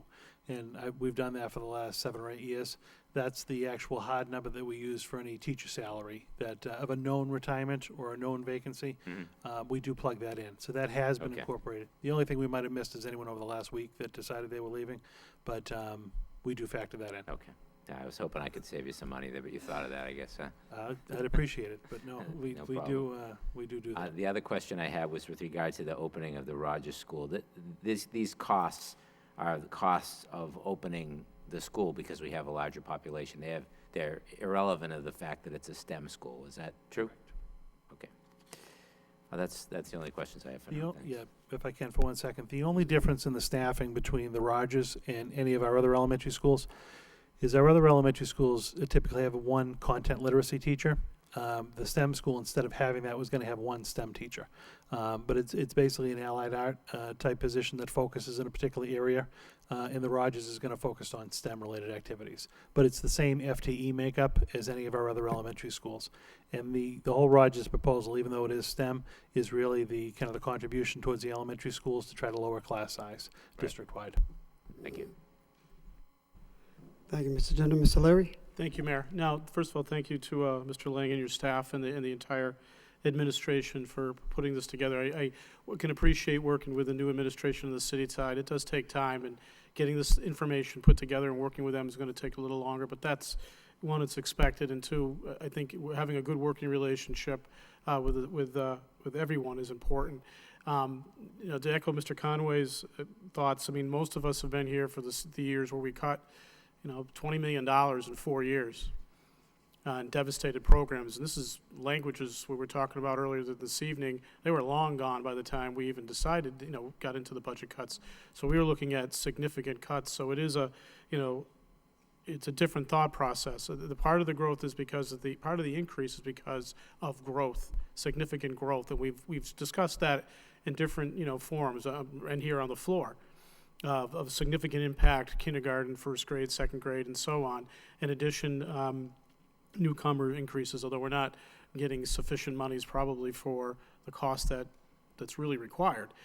So even though we have, a significant potential increase, we're going to have an increase. We still have we need to be cautious in terms of how we're spending it. Because our regular costs have increased significantly. A couple parts that are not even put into these thoughts. I haven't seen the final budget recommendations. Mr. Gender just talked about the salary adjustments. That's not even talking about pay raises yet. I mean, that's not even factored in. That's just based on what we're giving a good, strong estimate of today. So we really need to be very thoughtful as we get into our deliberations. I know we will be. I think if we could get a lot of this information online, Madam Superintendent, so folks can begin to see at least what your intent and your thought process is, this and that presentation we had about the realignment, I know we're just beginning to educate staff and some parents about it, but I think we need to get everybody and get this online. It's not, a concrete document, but people should know what we're about to deliberate as opposed to just, setting up and having a meeting. Again, I appreciate the thoughtfulness that as we go through this process. I know you've sat down, Mr. Lang, with each of the principals in the schools, began in developing this. I know bringing a new school online, even if we don't do something special with it, if it's just a quote-unquote school, is going to have a significant increase, and that's really due just to growth. Again, I think we'll have some good budget discussions. We need to be thoughtful in terms of how we're allocating it. I think it's going to be really important to look at that one-time cost we're talking about in terms of technology and other issues that we desperately need. I think, though, working with the curriculum, the technology aspect of it, as we think about purchasing books and what have you, it's really going to be technology. That's where we really got to start thinking in a broad plan, working with the technology department where we've just invested significant dollars in the human resource part of it. How do they see where we need to be in the next 3 to 5 years? So I look forward to those discussions. I appreciate the efforts that we put in thus far. I can share the concerns of my colleague, Mr. Conway, because, it's different times now. It's an interesting problem to have as opposed to where, both of us were, 3 years ago in terms of like what department do we reorganize, who do we lay off. This is a different challenge, equally important. Thank you. Thank you, Mr. Larry. Ms. Martin? Just a housekeeping question, and you may have stated this. In the materials you'll be releasing on Friday, will you be including kind of a proposed calendar so that we can get these things on the books. I think we're gonna run into some trouble trying to schedule the budget hearings, so I'm just hoping we can get that out as soon as possible. Yeah, I believe we did ask June today to send She's having a an tough email time. out to the committee just to basically designate any days that you are available, so we can try to key in a couple of days for budget hearings. But you know, what we'll end up doing, we'll identify over the next 2 weeks any available days when the council chambers are available, and email and just try to confirm when we can get the 7 folks here to start the process. Well, I would recommend, and June may want to try this tomorrow, I mean, we may want to consider a Saturday Saturday date. too, We yeah. haven't, done that, but we may have to return to that schedule just to Right. make it work. Further, Ms. Martin? Excuse me, Ms. Scott. Yeah, thank you. I just want to make sure I'm not misunderstanding this. You've said it a few times, and I just want to clarify it one more time. The net school spending requirement, it has in parentheses, and you've said it a few times, growth, not prior fiscal years. Right. Can you explain that a little further, please? Yes, if you look at the slide that has, again, I think it's the 6th slide in, that talks about the increase in net school spending requirement, and we look at the foundation budget. Let me get to it just for the folks watching.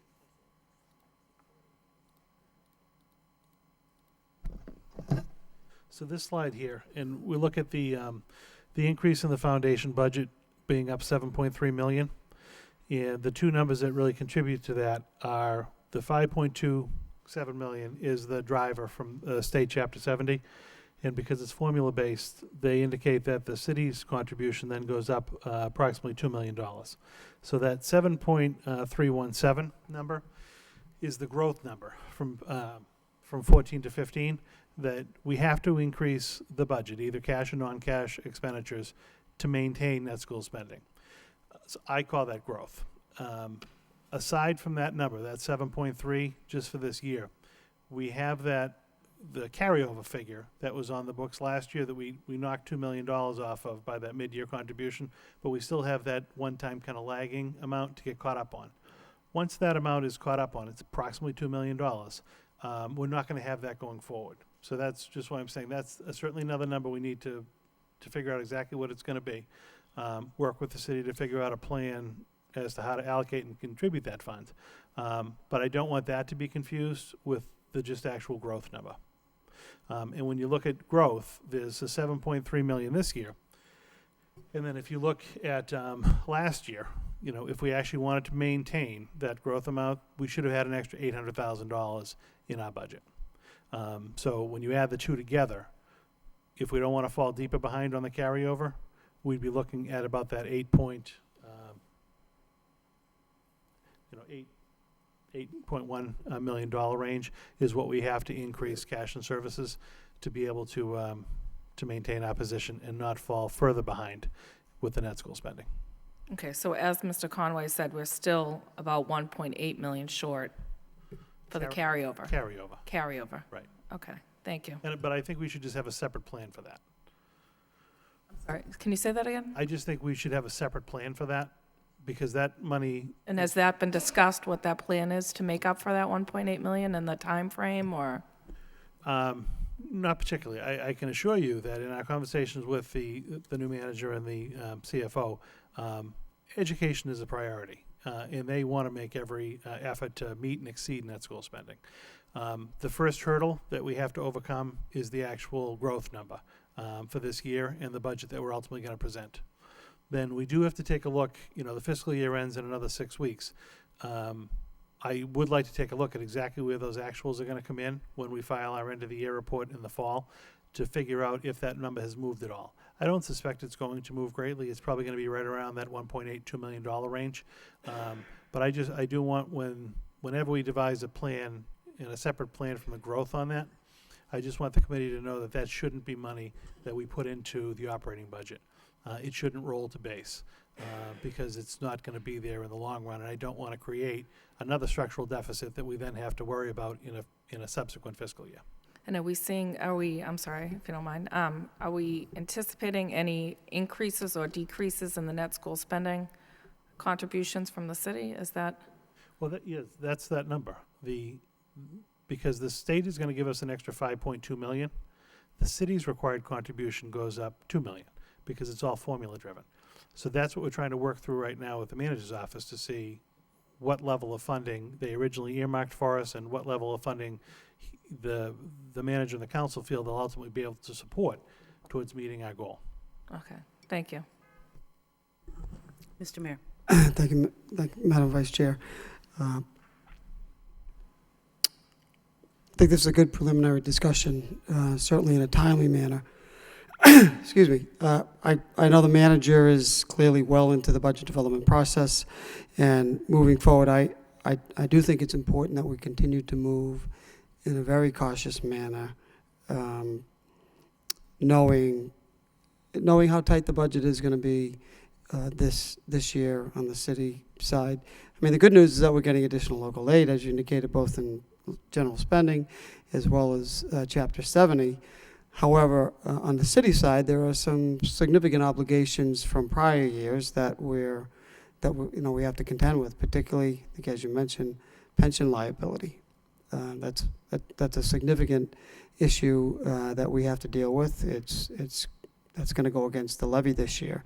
Other agreements in place, even factoring in a tax increase that was proposed by the prior city manager of 3.5%, we are still facing some serious, some significant financial challenges on the city side. I can tell you, I know we are committed, the council is committed based upon conversations last year on net school spending. Education is clearly a priority, and we're going to do everything we can to meet that net school spending number. But that being said, I think it was alluded to earlier, this budget doesn't include any collective bargaining agreements for this year. And just by way of information, a 1% increase equals Approximately 1.2 million about 1.2 million per 1% increase. collectively for the whole school department. Collectively for the school department. Correct. Okay, good. So I just think it's important moving forward that we, looking forward to these budget deliberations, knowing that we are still in some very tight financial constraints from the citywide perspective. So look forward to those budget deliberations. Thank you. Any other comments? Nope. Accept this as a report of progress. Motion by Ms. Ross-Sikowicz, seconded by Mr. Gendron. All those in favor say aye. Aye. Opposed? Motion passes. Let's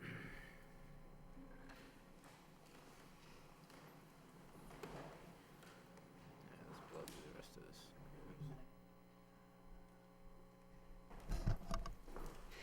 Next item on the agenda is item number 16, food service student survey. Madam Superintendent? Yes, thank you, Mr. Mayor. There was a request at the June 19th regular meeting of the Lowell School Committee by Ms. Ross-Sikowicz asking about a food service survey to be administered to our students and families. And this was going to be done twice annually. This particular March, we did distribute this survey to our middle and high school students throughout the district. 1,175 children participated in the survey, and the results are attached. It's quite comprehensive as far as what information we got from children, but some of the trends in looking through it are that the breakfast to go and the quick breakfast pieces that we were asked for children that we have provided at the high school and grab and go carts that are at the high school have increased the participation and is something that was very positively received by the young people. There is a great deal of information. We're doing more work at that grab and grow piece at the middle school, daily schools piloting it, but we there's a lot of information here. I don't know if people want to look at it in detailed fashion or refer it to another committee, but I take any questions you may have. Thank you, Madam Superintendent. Motion to accept the report as a report of progress and placed on file by Ms. Ross-Sikowicz, seconded by Ms. Scott. All those in favor signify by saying aye. And the opposed, motion carries. Next report, under reports from the superintendent, Yes. 2014, 2015 school lunch prices. Madam Superintendent? Yes, it appears that, according to the National School Lunch Program, we've got to include our school lunch prices up to $2.65 by the start of the 2014-15 school year. So there's a couple of options that a district can look at. We can have a gradual adjustment in going up. We can actually provide non-federal funding to cover the difference, and we could also look at it as a committee. So I know Mr. Lang has written this report, but what the recommendation, the bottom line recommendation is that at this particular time, he recommends that we raise the price by 10 cents up to $2.05 for next year, and then in building to that 265. So I welcome any questions you may have to Mr. Lang for details. Thank you, Madam Superintendent. Entertain a motion to accept the recommendation by Ms. Ross Sikowitz, seconded by Mr. Leary. Roll call. Mayor Elliott, Yes. Mr. Gendron, Yes. Mr. Leary, Yes. Ms. Martin, Yes. Ms. Ross Sikowicz, Yes. Ms. Scott, Yes. Mr. Conway. Yes. 7 yeas, approved. Motion approved. Motion to accept the report as a report of progress and placed on file by Mr. Conway, seconded by Mr. Gendron. All those in favor signify by saying aye, and the opposed, Aye. motion carries. Next section of the agenda, new business. Item number 18, permission to post Assistant Director of Human Resources for Education Licensure and Evaluation. Yes, thank you. Second. Oh, sorry. Motion approved by Ms. Ross Sikowitz, seconded by Ms. Martin. Mr. Conway? Yeah, through you, Mr. Mayor, I'd like to ask the superintendent a few questions on this. Now, this is grant funded, is that correct? Now, how was that initiated? Did we initiate the grant for that particular position? This particular grant was funded through Race to the Top, and this is an open position due to the retirement that we acknowledged tonight of Ms. LeBran, and so it is still being funded for a last time through Race to the Top, but it's still getting into place, that educator evaluation piece. We're going into the district determined measures, which is 2 tests per every teacher as far as setting up the next accountability piece of this particular initiative. That's part of it. So it's still that management piece. So it's extending that job at this particular time for one time only, for 1 year at this particular time. I mean, again, fund. going back to the original question here, was this initiated by you through the Race to the Top monies for this particular grant position? Yes, Is that how it works? yes. Okay. Now, when we talk about the Assistant Director of Human Resources for Educator Licensure and Evaluation, didn't the head of Human Resources do that in the past with the last 2, with Dr. Flanagan and Ms. Mulligan? Throughout the years, Mr. Conway, there was an assistant superintendent for personnel and recruitment. There also was a professional development coordinator in years gone by that would look at this licensure piece. Over time, that office had another Unit B administrator. That position has since been reduced or removed for a period of time. Through the Race to the Top piece, because we had to get into the new evaluation system, which has an enormous amount of data collection and reporting, we did use that money to get that educational evaluation piece. But there's only in that office an executive secretary, Mr. Cassidy, Human Resources Director, and this is the assistant, to really focus on that work, which really was more intensified with Race to the Top, but we did not have a position, and that's why we made this non-affiliated position at a much lower rate than the prior coordinator of professional development who did that work. It was, it's my understanding that back about I think it was 4 years ago, when we eliminated, going again through one of these budget times, which was incredible, we had a cut in a lot of different areas. And every dime made the difference. When we take a look at that, and I know that we made some shifts, there were some changes that took place, and we moved an individual over to become the Director of Human Resources, and obviously we said that the services would be handled correctly and everything would be fine. And I think that, again, there certainly has been perhaps some issues in the last couple of years that we have brought up here on the floor. This particular position, this assistant, do you feel that this is going to be, it's going to run out the funds for this particular year, and this is only going to be 1 year? Is that your feeling on it? It's even posted as a 12-month position, a grant-funded 12-month position, so at this particular point, with Race to Top money, which is basically not going to continue past this time, it would be a one-year Okay, so position then at going this time. forward,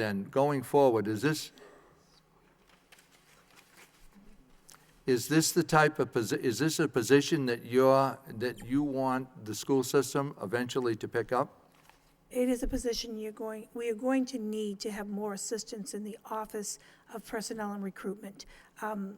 Definitely, we have the funding for 1 year, but it is something that we're going to have to pick up. Well, I think when the year is up, I think what we ought to do is completely reevaluate that entire system, because, again, at that particular time, the assistant superintendent was making $112,000 and change. We brought an individual in, and we saved, I think, somewhere in the vicinity of about $35,000, which was excellent. But if we bring in full-time an individual, which I think this is what you're talking about, we're talking about somewhere in the vicinity of about $170,000 for a director and an assistant. And in the past, we had one person that was running that. And the assistant superintendent makes approximately $122,000, $124,000 today. So because of that move, it would cost the taxpayers an additional $50,000 to $60,000. Now, when this took place, I can remember that on the floor, anytime that there's a major change like this, and I said, what we need to do is to reevaluate that particular situation to find out whether it was cost-effective, whether it made sense or not. So I think going forward, and again, we're looking at the budget right now, that needless to say, we're running into some problems. I assume that probably next year we're going to run into the problems again. And again, I don't want to start spending another $50,000 or $60,000 on that particular position. I think that what we need to do is going forward, before that year is up, we need to sit down and discuss that entire situation. Thank you, Mr. Mayor. Thank you, Mr. Conway. Further discussion? Mr. Mayor. I'm sorry, Mr. General. So just to be clear, this is funded by the Race to the Top grant. And I guess Mr. Conway's referring to at the expiration of this grant. Is that right, Mr. Conway? Yep. Okay, thank you. Discussion? Roll call. Mayor Elliott, Yes. Mr. Gendron. Yes. Mr. Leary, Yes. Ms. Martin, Yes. Ms. Ross Sikowicz, Yes. Ms. Scott, Yes. Mr. Conway. Yes. 7 yeas, approved. Next item is professional personnel. Number 19, members of the United Teachers of Lowell hereby request to donate 13 donated sick leave days to Mark Peabody, Shaughnessy School custodian. Motion to approve by Mr. Leary, seconded by Ms. Martin. Roll call. Mayor Elliott, Yes. Mr. Gendron, Yes. Mr. Leary, Yes. Ms. Martin, Yes. Ms. Ross Sikowicz, Yes. Ms. Scott, Yes. Mr. Conway. Yes. 7 yeas, approved. Motion carries. Having no further business before the committee. Entertain a motion to adjourn by Mr. Conway, seconded by Mr. Gendron. All those in favor signify by saying aye. And the opposed? Motion carries. Have a good evening.